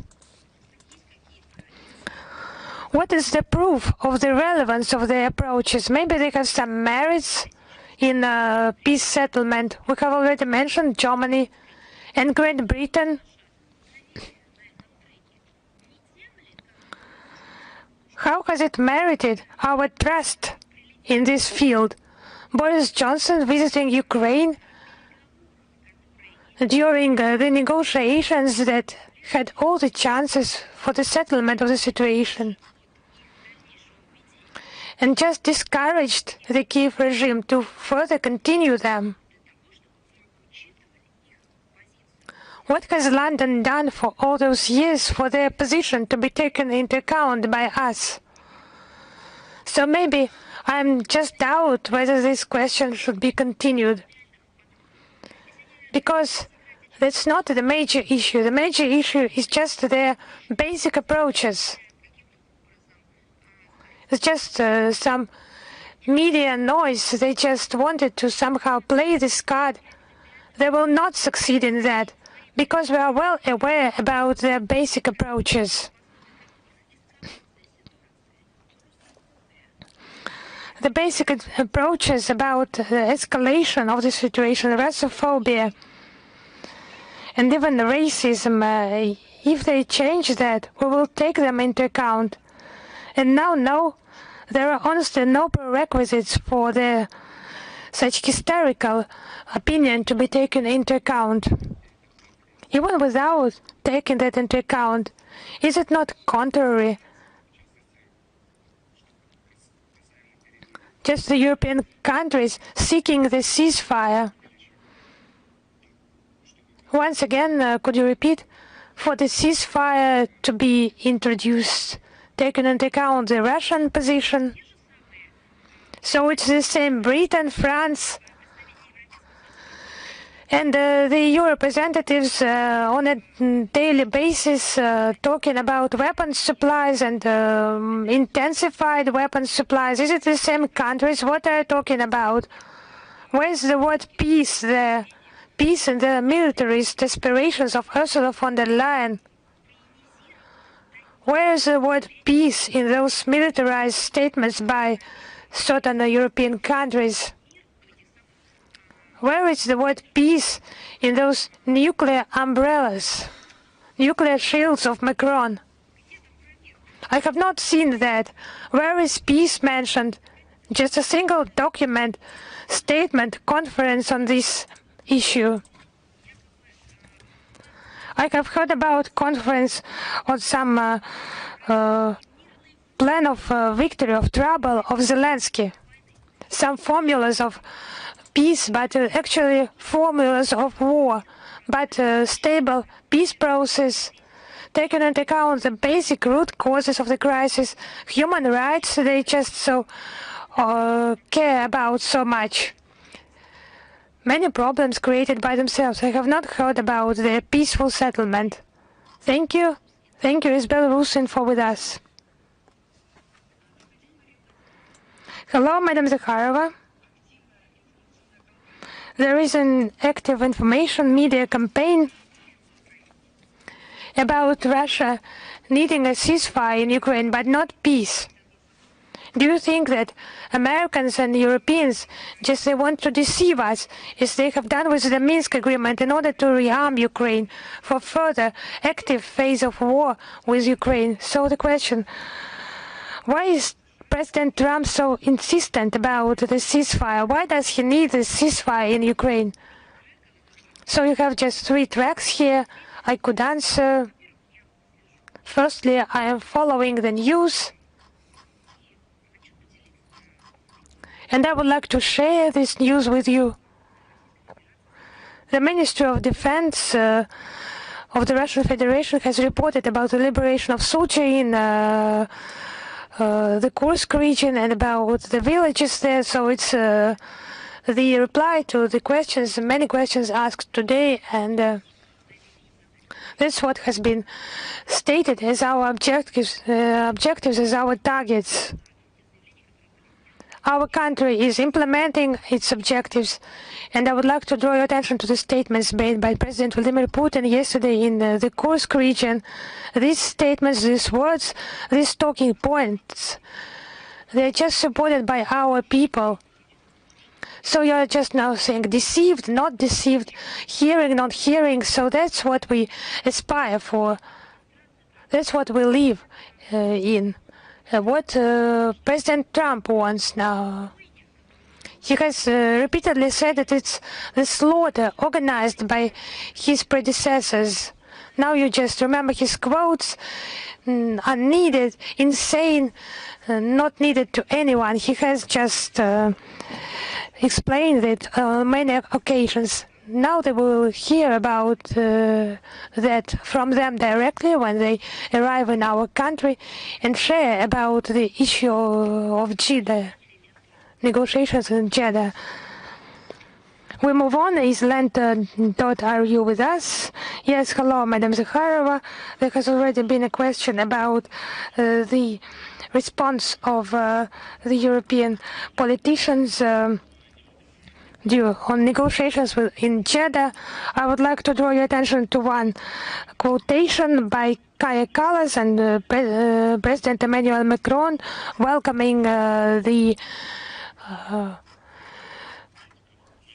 negotiations in Jeddah and saying that Russia has the ball in this game as always.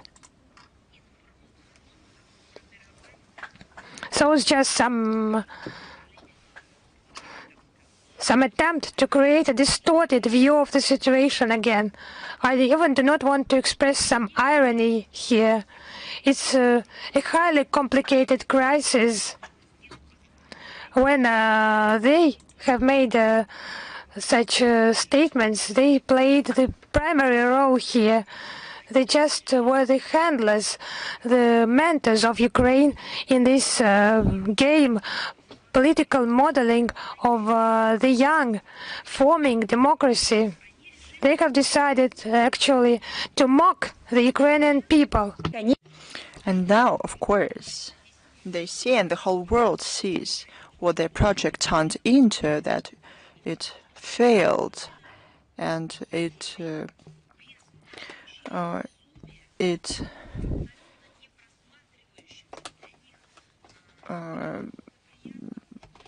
puts the whole population of Ukraine in a situation without a way out. But for it's a dead end for the Kiev regime. But for future, they come up with information, campaigns, ideas, and warnings to show themselves from the best side. But the EU representatives are not good at it, because at the same time, they, as I said, they increase stakes in the escalation. They increase military expenditures to unrealistic figures. They expand hostile rhetoric against our country. They work out, come up and implement new sanctions packages.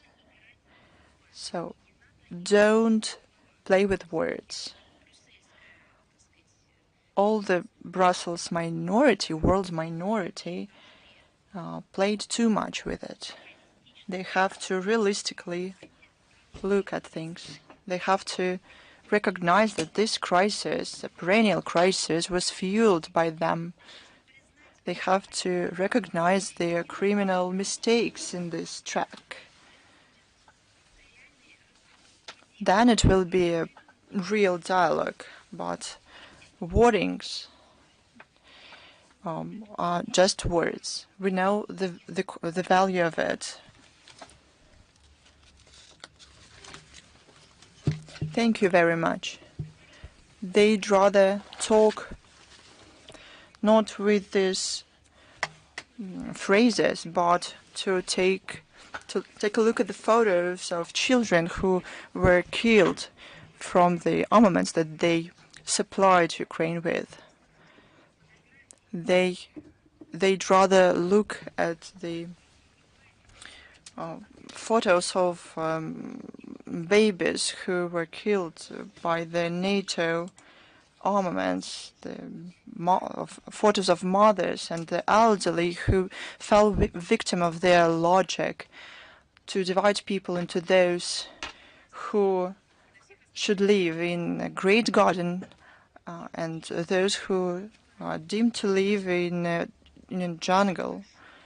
They'd rather think about their own mistakes, not to promote information campaigns. They had a chance, as I said, for many years to show themselves as the EU, as the European Union, as the western part of Europe on peaceful track.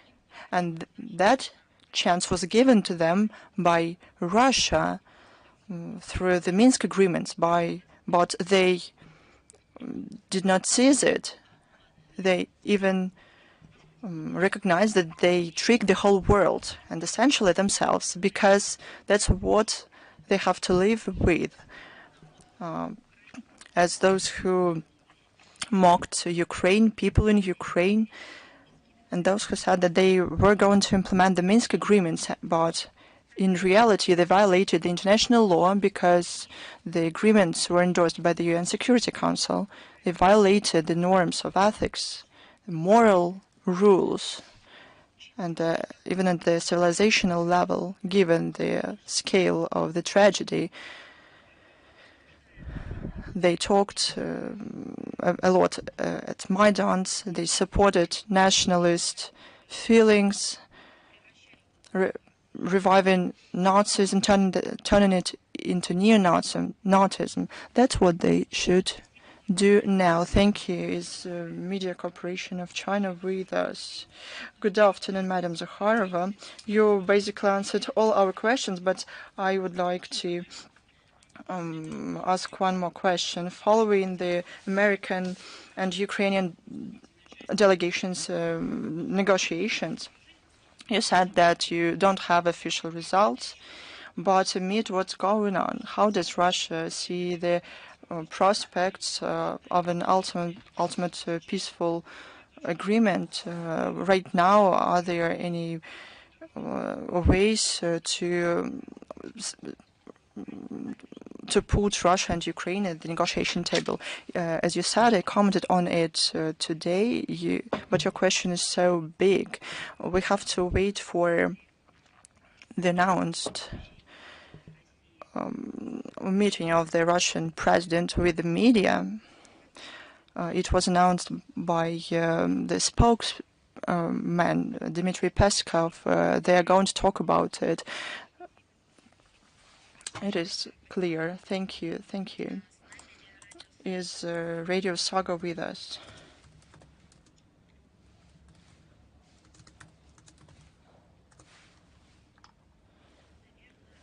Probably not.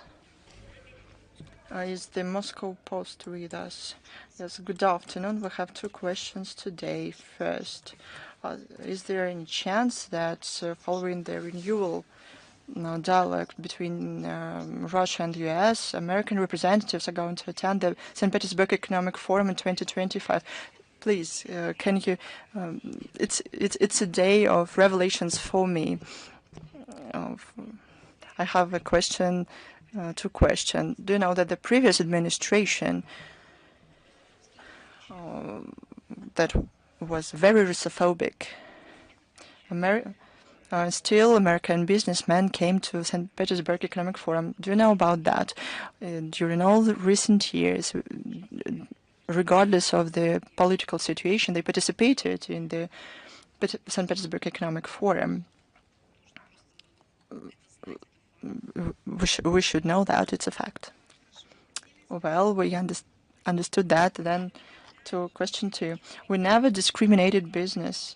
We always underlined that we consider regimes unfriendly to us or hostile. We consider those who pursue some policies and violate our laws of our country as unfriendly. We introduce sanctions against them, mostly as a response. We put them into stop lists. Only against those we started criminal cases, but we never discriminated neither business representatives based on the country they worked in, nor representatives of the humanitarian sphere or scientific circles. We always opposed cancel culture. We always talked that it's a crazy thing to do, and this is fully applies to various forums. So we're open to cooperation with business circles. Whether they come or no, it's up to them. But never did we deny anyone to come on the basis of nationality or citizenship in a particular country. You will never be able to put forward anything like that because it never happened. That's why the question is clear. You said you had one more question. Thank you. The next question about the killings of religious minorities in Syria. Is there information about Russian citizens being involved? Can Russian MFA do anything to protect our citizens and diplomats who are still in Syria? You know, the situation is very difficult. I can remind you that Sergei Lavrov talked about it during press conference on March 11th. So we follow this situation, and we are shocked by what happened in Syria. The tragedy resulted in innocent people being involved, and this cannot be justified. As to our assessments, they are of principle. We only reiterate them and proceed from the situation and how it changes, but the essence is still the same. We are concerned with the developments in Syria, and we strongly condemn mass killings. We extend our condolences to the families of the victims, and it's a great question about Russian citizens and our compatriots and citizens of our countries and citizens of Syria, from people who care from all over the world, ask questions about it, and they call and they offer help. And we even responded to those calls. The Russian airbase Khmeimim opened its doors to the locals who had been fleeing from the unrest. They understood that it was a matter of death and life, and more than 8,000, it's probably more like 9,000 Syrians, mostly women, children, were taken there. Probably this is the greatest answer about our contribution to the destiny of Syrians. We hope that the authorities in Damascus realize that they are responsible for what's going on,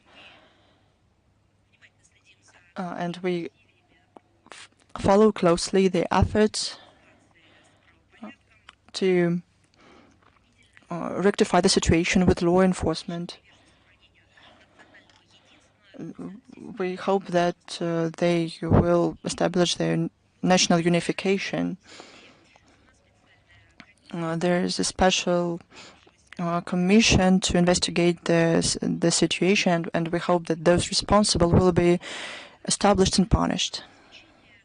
The insurance of peace and security is an important task for the Syrian authorities during the transition period, and how successful they would deal with the situation, and they have a lot of challenges besides this. This will define the future of the Syrian Republic. The settlement of the situation is through this involvement of all the political forces and ethnic communities into decision making, and we support sovereignty and territorial integrity of Syria. A priority is to ensure security of those Russian citizens who are there and Russian facilities there. We maintain contacts with the current Syrian authorities, and some particular cases are not known to me right now, whether Russian citizens were involved in this or not. But this is a priority for us, and we do everything we could to ensure security for Russian citizens and Russian facilities. Thank you. Thanks to you. Is international reporters with us? Good afternoon, Madam Zakharova. I have a question. A petition in Italy created by our colleague Vincenzo Russo caused a great scandal. Some politicians even called the police to take measures against him. The President of the Republic of Italy said that Russia threatens Europe with nuclear weapons. I'm sorry, with what kind of weapons? With nuclear weapons. What can you say about it? You would like to tell me that President of Italy, am I right, that the President of Italy said that Russia ostensibly threats Europe with nuclear weapons? Yes, it's false. It's not true. It's a fake. It's disinformation. I said all the words. Choose the one that you think the most descriptive, or use them all. First, second, these words, one should be responsible for these words. You, as representative of an information agency, can ask President of Italy why he said that, why he lied like that. How can he prove his words? But I'll tell you right away, he won't be able to do it. He won't find a statement, from no official statement that would be can be interpreted like that.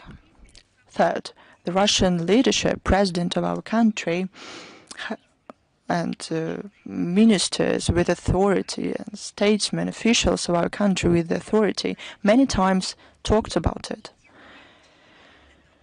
and did everything possible so that these fakes are refuted. And we will provide links to the statements in the text of our briefing.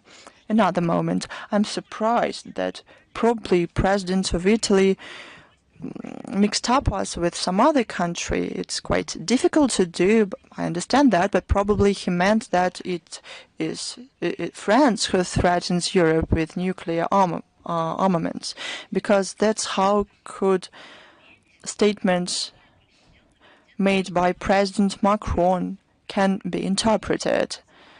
A couple of days ago, when he talked about some kind of nuclear umbrella over Europe. This nuclear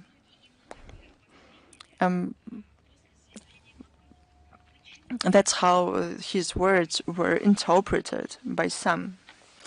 But words of a neighboring country did not cause any sensation, but they were said with an aggressive subtext.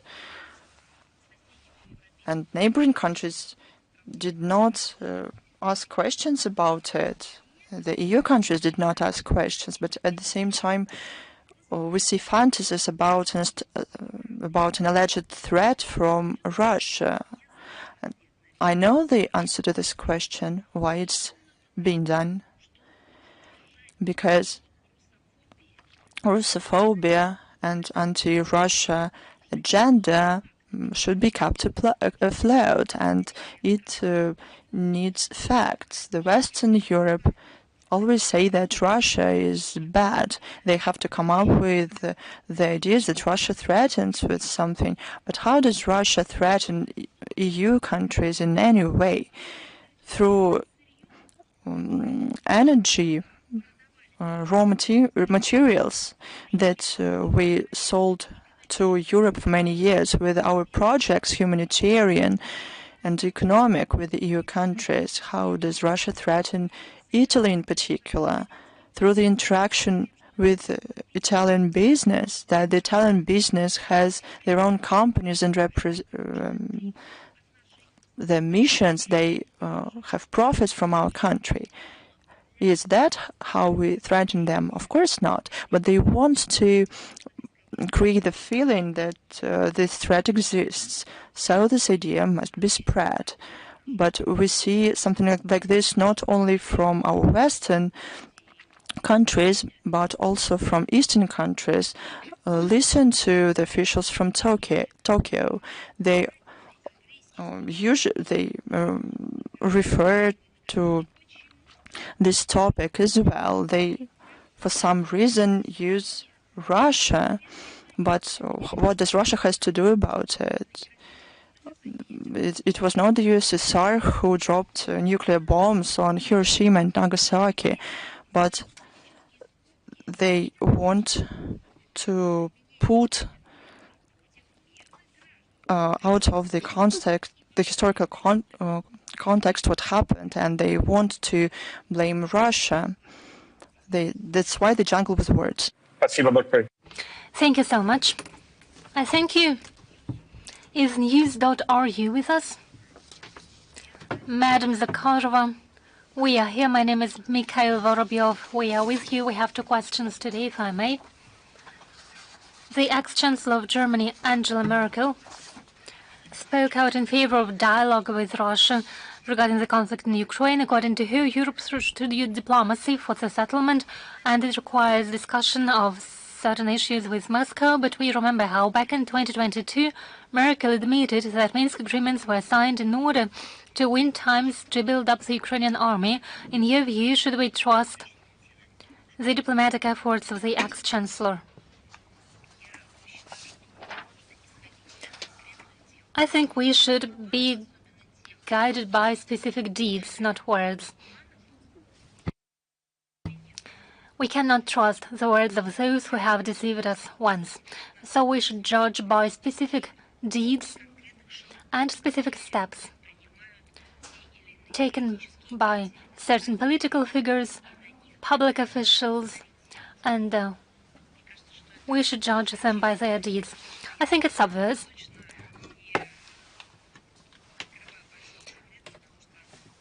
And I'm not saying anything new because this position has been repeatedly stated already. Thank you. And my second question is as follows. You've already said that the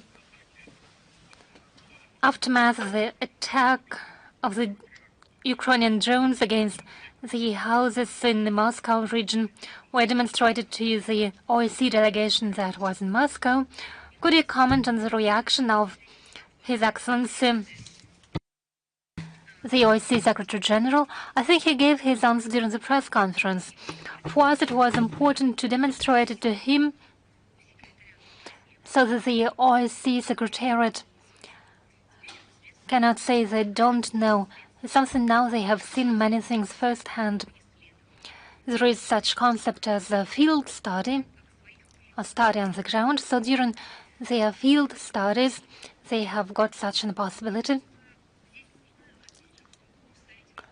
Again, the question should be posed in a different way. What matters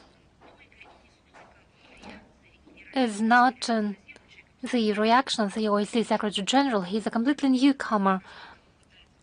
It's just a month that he's been in the office, and he tries to adjust himself to his new role. What matters is the deep crisis that the OSCE has been driven in by the NATO countries and the EU by means of blunt violation and ignoring all the initial goals of the structure. They annihilated the principles of consensus on which the work of the organization is based. That is what matters. That's what is the cornerstone.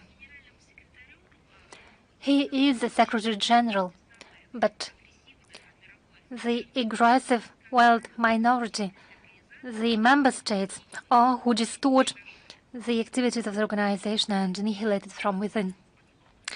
Thank you so much. Is Bolt News with us? Yes, Madam Zakharova, good afternoon.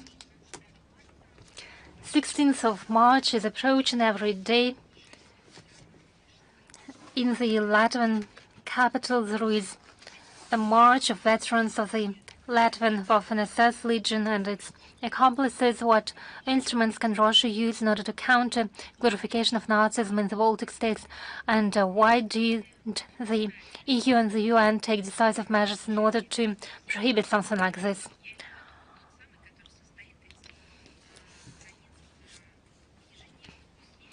Well, we are taking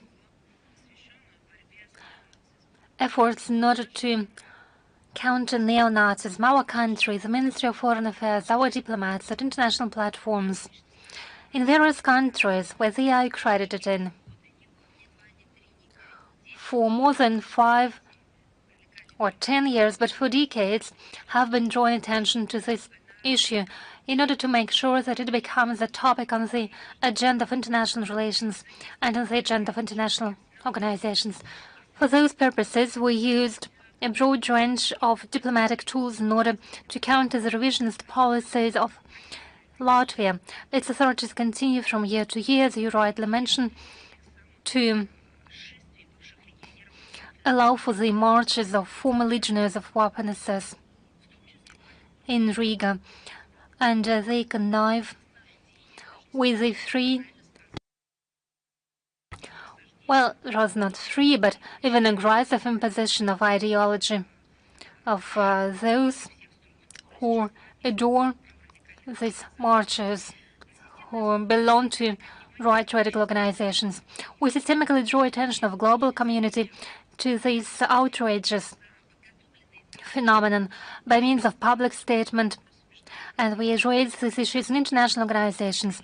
We keep stressing that the cynical policy of Riga aimed at glorification of Nazi criminals goes against fundamental principles of international law and bluntly violates the decision of Nuremberg Tribunal and international legal obligations of Latvia to counter racist and xenophobic tendencies. We are working actively in the OSCE and in the UN. In the UN, Russia annually submits the resolution to fight glorification of Nazism, and it has a broad international support. It expresses a deep concern about glorification of the Nazi movement, neo-Nazism, and glorification of former members of Waffen-SS. We also refer to recommendation of Special Rapporteur of the UN Security of the UN Council on Human Rights on modern forms of fascism. According to him, the states should prohibit any glorification, official and non-official glorifications of the Nazi regime and its allies and related organizations. It is imperative that states take measures to prevent any glorification of the Nazi SS organization and its units, including Waffen-SS.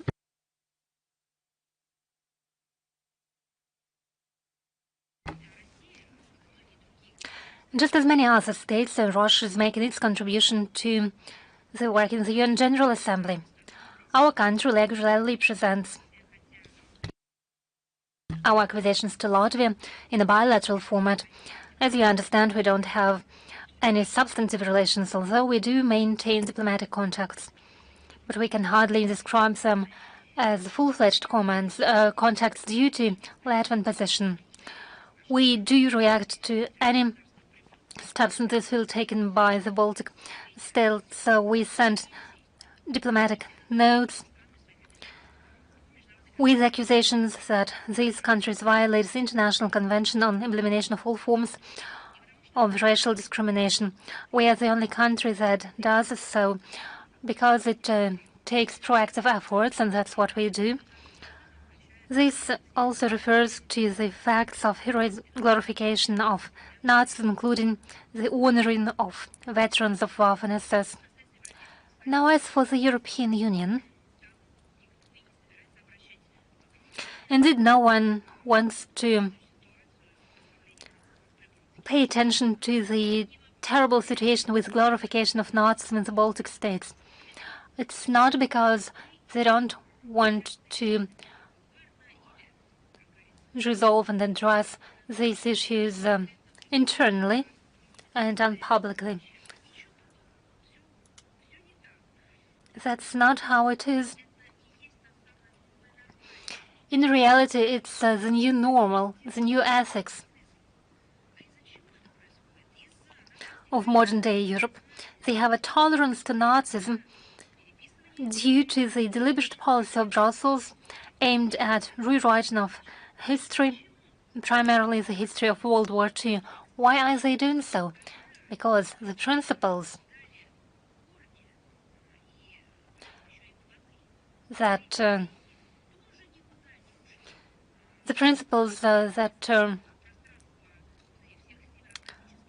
were fundamental principles of the Third Reich never disappeared. There was a separation into those who are entitled to something and have no rights at all. And now it is reformulated as the jungles and the garden, according to Mr. Borrell. There are talks about a golden billion and the idea that the West should work for the sake of this golden billion. The idea of neocolonialism. There is an idea that there are first-class people and the remaining people who should work and pay the rest for the sake of the first-class people. That's why they're not going to fight against it. For them, they are probably uncomfortable.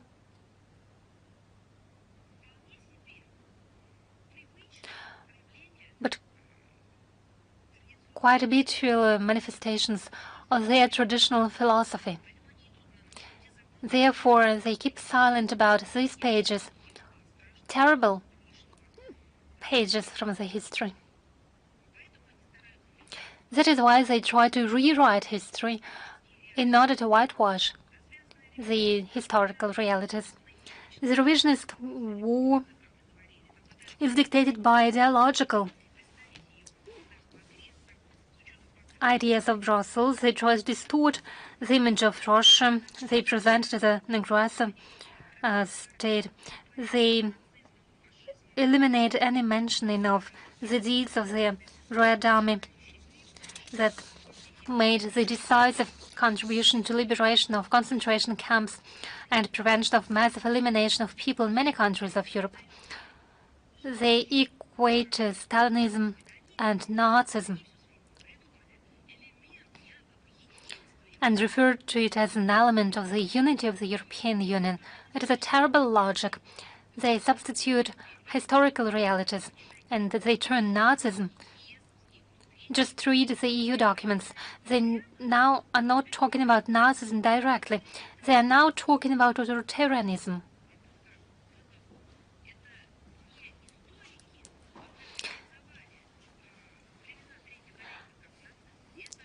Historians. It's not historians who describe the Third Reich as Nazism. Those were the people within the Third Reich that invented these concepts. Nazism was an ideology of the Third Reich.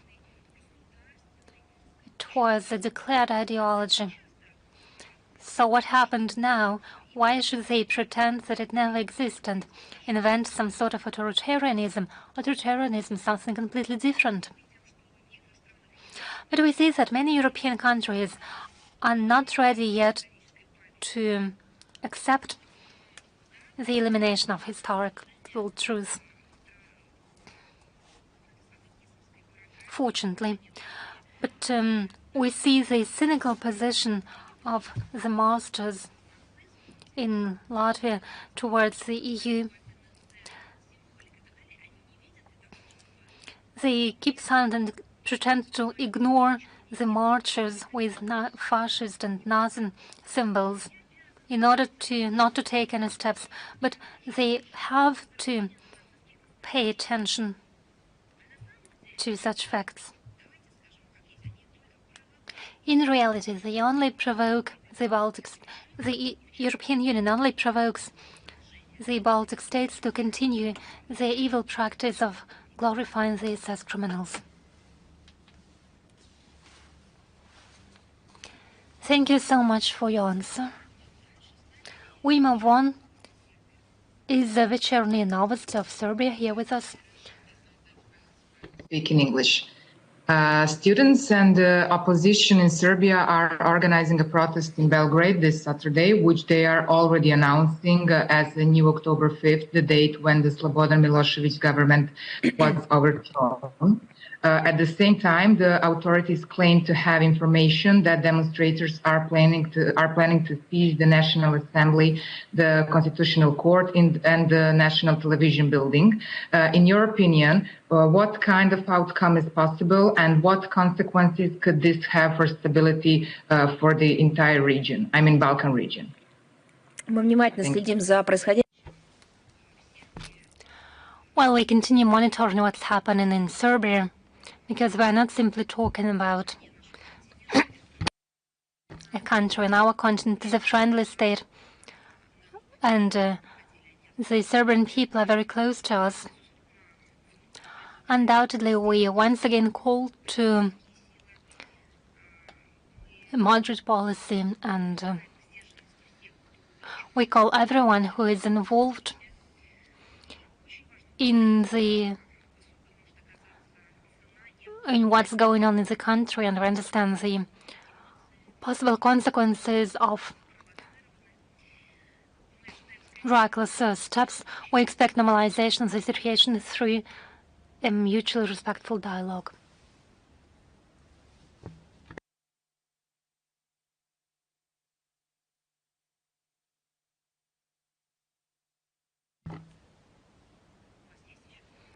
Do you have any further questions? Do you have any further questions?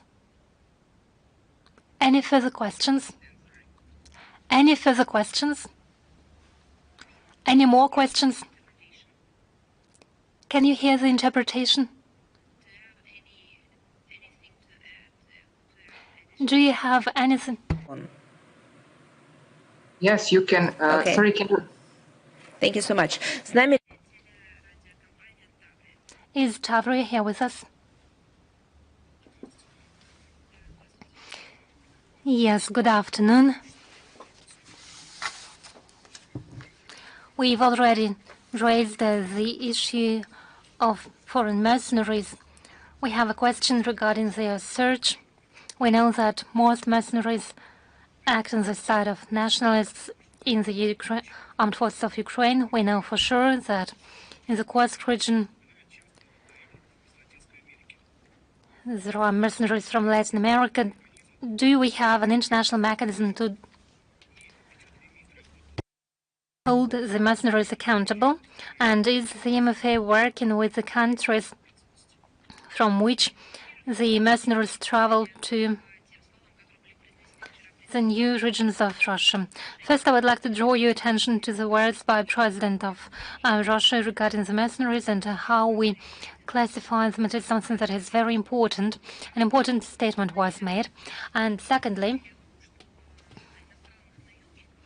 let me say this. Initially, we said that mercenaries should not expect anything good, and we warned them of their future. Their future is quite obvious. They fall hostage to the ambitions of their own regimes. They fall hostage to the deception of the Kiev regime. They were locked by different promises. Some were sent as mercenaries, but indeed, they were representatives of special services of their respective countries. Some were attracted by the statements that allegedly democracy in Ukraine is under threat. And we explained why they are sent there and what would happen to them in the future. And we warned them that we won't treat them differently simply because they have foreign passports. On many occasions did we draw the attention to the activities of the respective countries that made it possible for Ukrainian embassies to violate the provisions of the Vienna Convention on Diplomatic and Consular Relations and recruit not mercenaries, but just fighters with a one-way ticket.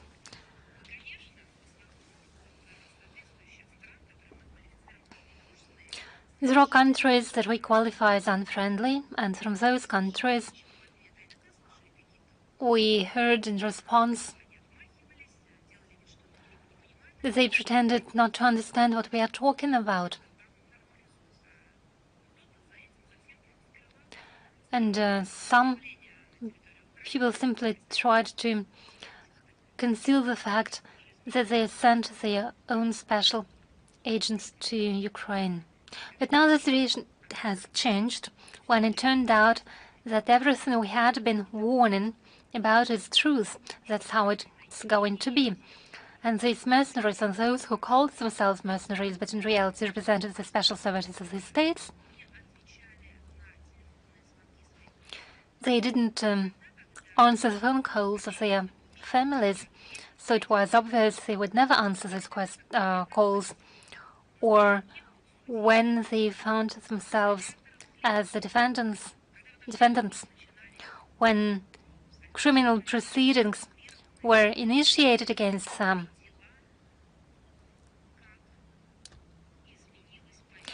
The position of those changed who back in 2022 in different NATO countries and NATO-central countries didn't want to listen to us. So they just started to worry, started really to take active actions and to send someone with requests how to return someone, how to facilitate. They just did not hear, they just before did not want to hear what they were told. They were just absolutely sure in the blitzkrieg they were preparing. It was just absolutely sure. But it was a miscalculation by them. So we are back to point one, what yesterday the President of the Russian Federation said about mercenaries. We will do our best for this very fragment to be translated into a maximum number of languages and be available to everyone who follows the situation from abroad. And we regularly say that our law enforcement authorities conduct the relevant work according to the tickets bought by the mercenaries, so to say. For someone it's a one-way ticket, someone is spared by the fate and they become subject to criminal proceedings. That's what makes them sober. You have seen the interviews of those mercenaries, their tears. You have seen them, tears not believed by many people because they have been warned and their hands are smeared with blood of innocent victims and civilians as well. Honestly, it's possible to believe them repenting sincerely. Yes, it can be believed. When they actually say they have realized everything, they have understood everything, they have become the victims of such deception. Yes, they can be believed in such cases, but we have repeatedly commented on this issue and have provided clarifications, have conducted the relevant work, and daily, for a very long period, in the Ministry of Foreign Affairs, there is the Office of the Ambassador at Large, Mr. Miroshnik, who makes systematic all the information about the crimes by the Kiev regime, makes reports distributed by our offices abroad, offices, representations at international organizations. They are published by the Foreign Ministry. They are transmitted to our colleagues, to representatives at international organizations. They are published for general public, and there is a section there about mercenaries. Thank you very much. Thank you. Is Rudaf channel with us? Yes, good afternoon, Madam Zakharova. Rudaf is here. I will have two questions. As you can guess, the Kurdish issue, primarily in Turkey.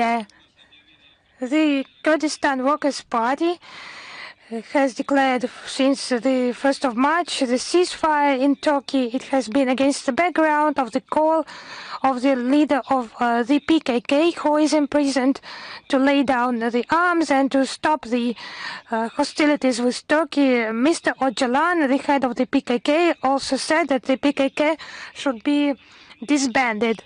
How does Moscow estimate this step, and what can be the influence of this step in the region and in Turkey itself?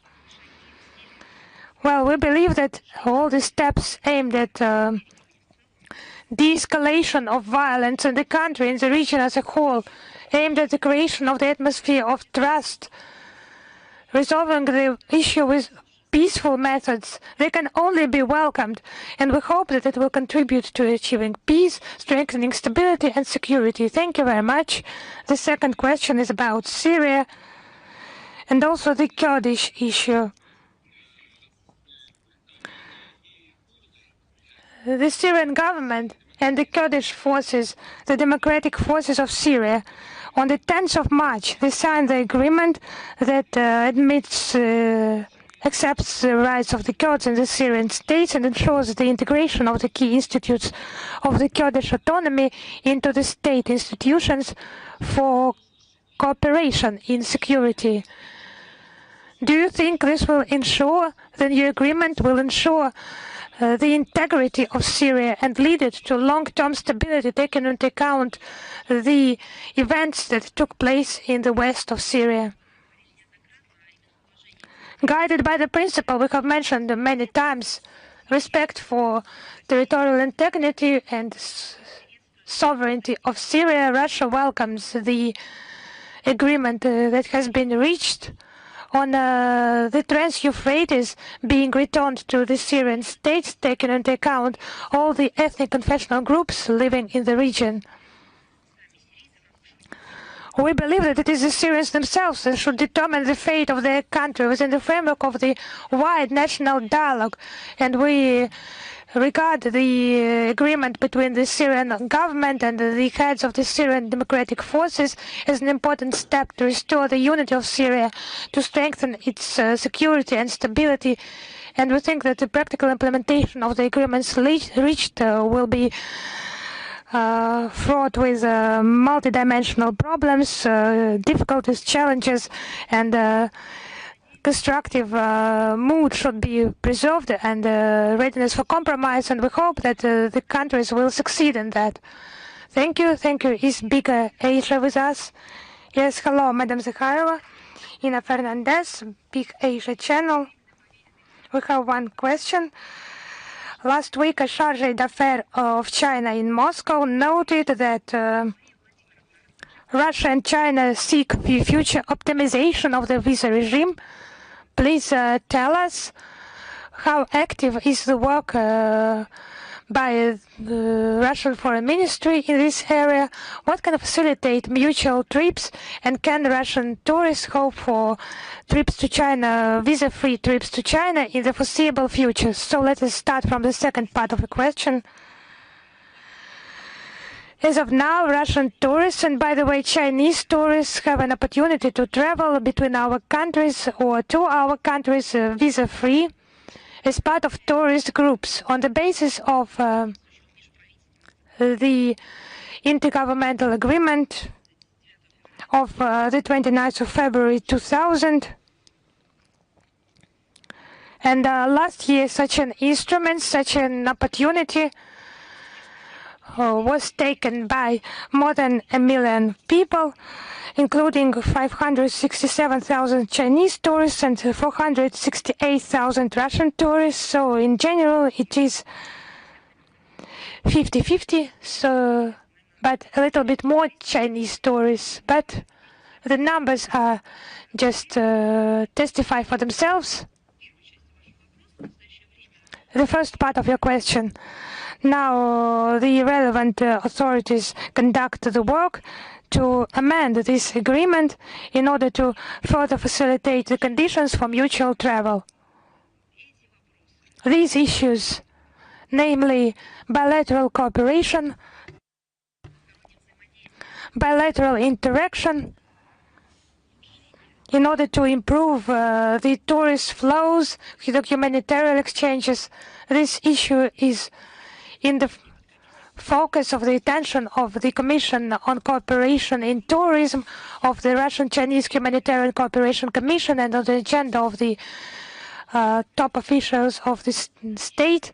This issue is always present. It's not just the desire of people to see our countries, to travel, to go to our countries. An additional task is for people to recognize themselves, to recognize the countries that are neighbors. It's the second largest border for our country, the border with China. Such a huge potential for business cooperation, joint interaction with the Chinese partners. We constantly have dialogue on the issues of permanent liberalization of mutual trips. There is an agreement on facilitation of mutual trips of 2013. This agreement includes the visa facilitation, visa requirements with special area of Hong Kong and Macau, Hong Kong 2009 and Macau 2012. And China has been included into the list of states with multiple entry visa. And there is data about that, about the hotels in a unified roster. And there is also data about ski tracks and unified e-visa is also available to Chinese citizens. What opportunities does it provide to reside in our country for 16 days with a private or business trip as a tourist or as a participant of sports, economic events? In the near perspective, this term will be increased from 60 to 120 days. And e-visa will will be increased from 16 to 20 days. Coming back to China, we interact in this area based on the current agreements. This work is not terminated. It is done daily. It is done thoroughly. Thank you very much for such a detailed and clear answer. Thank you. Is author I with us? Hello, Madam Zakharova. Ruslan Pankratov, author I. Just recently, on the 10th of March, our edition was attacked by, it was a large-scale cyber attack in which many countries participated, like Turkey, the USA, Great Britain, Belgium, Ukraine, Poland. It's surprising there were no Baltic states there. Obviously, they are just getting ready for a Waffen-SS march. I mean, the official government. They just have a torchlight procedure planned. They have no time.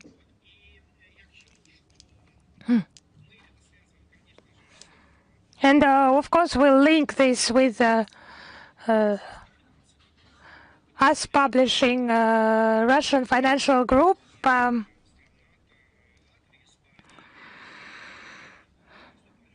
From Latvia, Spain, and the Kingdom of Monaco, there were threats because of the publication. But the question is about the Ministry of the Foreign Affairs of the Russian Federation doing together with law enforcement authorities in order to protect our Russian media from such cyber attacks.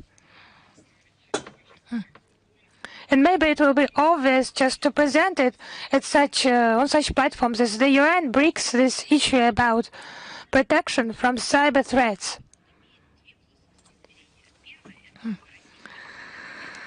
Actually, this issue, it has two dimensions. The first one is law enforcement authorities. They investigate cyber crimes, and the competent authorities do their best in order to prevent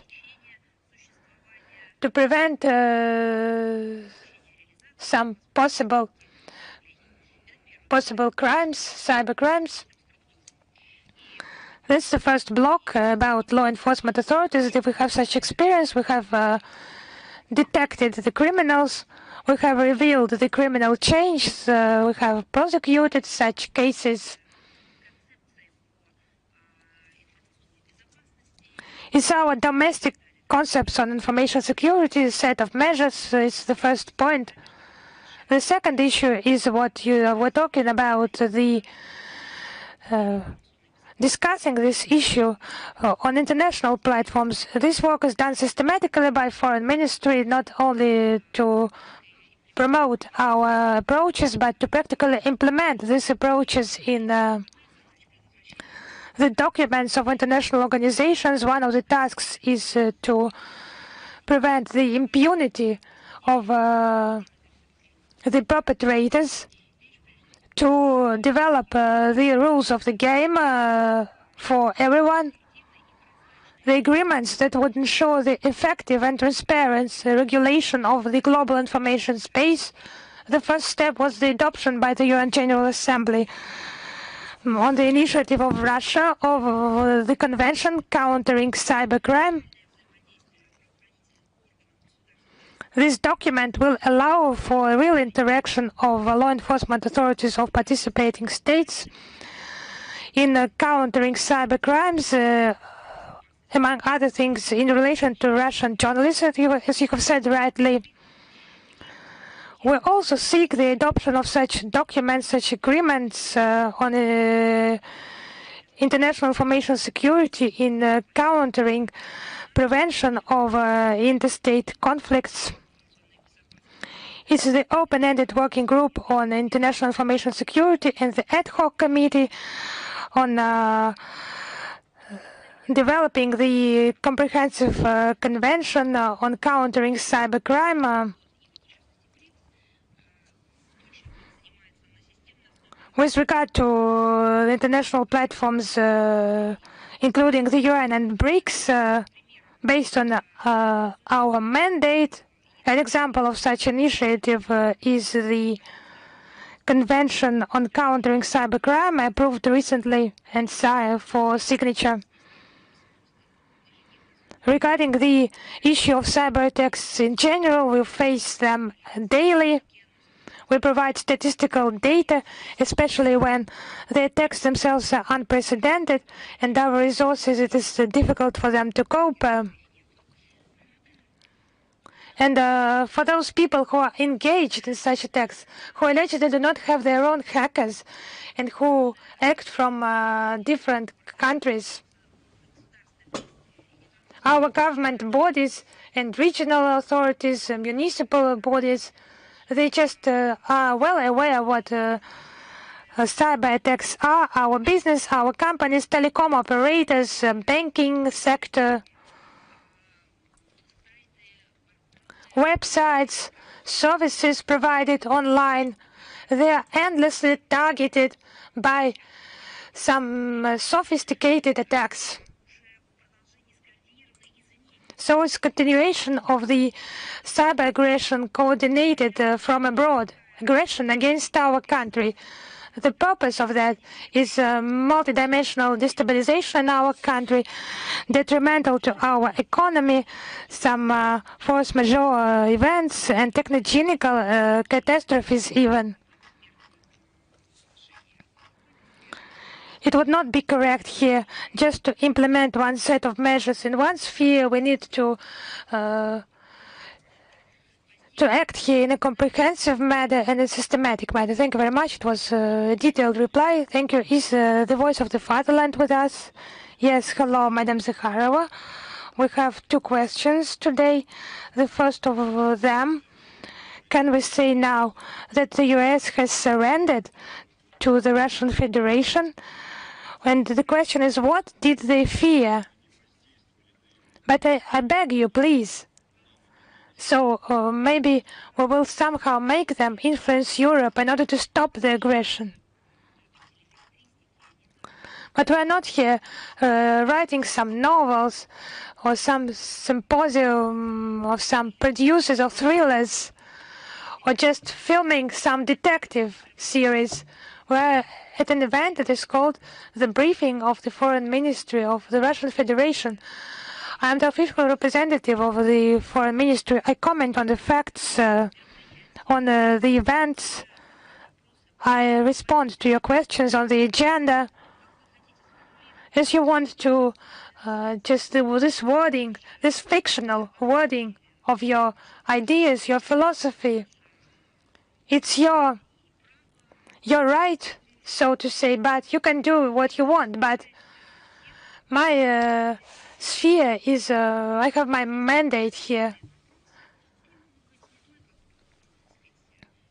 If you have some exact questions on some exact event, maybe some general nature, but connected with my scope, I would reply to them always. Just such fictional images, they are very nice, but in estimation of some exact events. I have mentioned that many times, and I will repeat. Many people think you ask provocative questions, not only to me, but in general. Many think like that. But just do not provide me a pretext if you do not want me to support this point of view. We have practical work conducted now, dialogue conducted. It is being started with the American side. What kind of global assessments, especially of such a quality, we can give? But what for? What's your aim? What's your purpose? I don't really understand that. If we are talking about fiction, that this question is not for me. Many ask questions about your wordings, and I'm starting to wonder about this as well. I'm always open to all the questions. If you have certain topics and questions regarding my work, I'm prepared to answer, but I would ask you not to do that. And what about the negotiations with the US right now? I commented on it. Sorry, not I, but Mr. Ushakov commented on it regarding the contacts that already took place. You can look into his comments, but other contacts that are only in our plans, they did not take place, but they may take place even today. But we have not participated. When they take place, we'll inform you about it. Thank you. And of course, we maintain contacts at the diplomatic level through our missions. They are becoming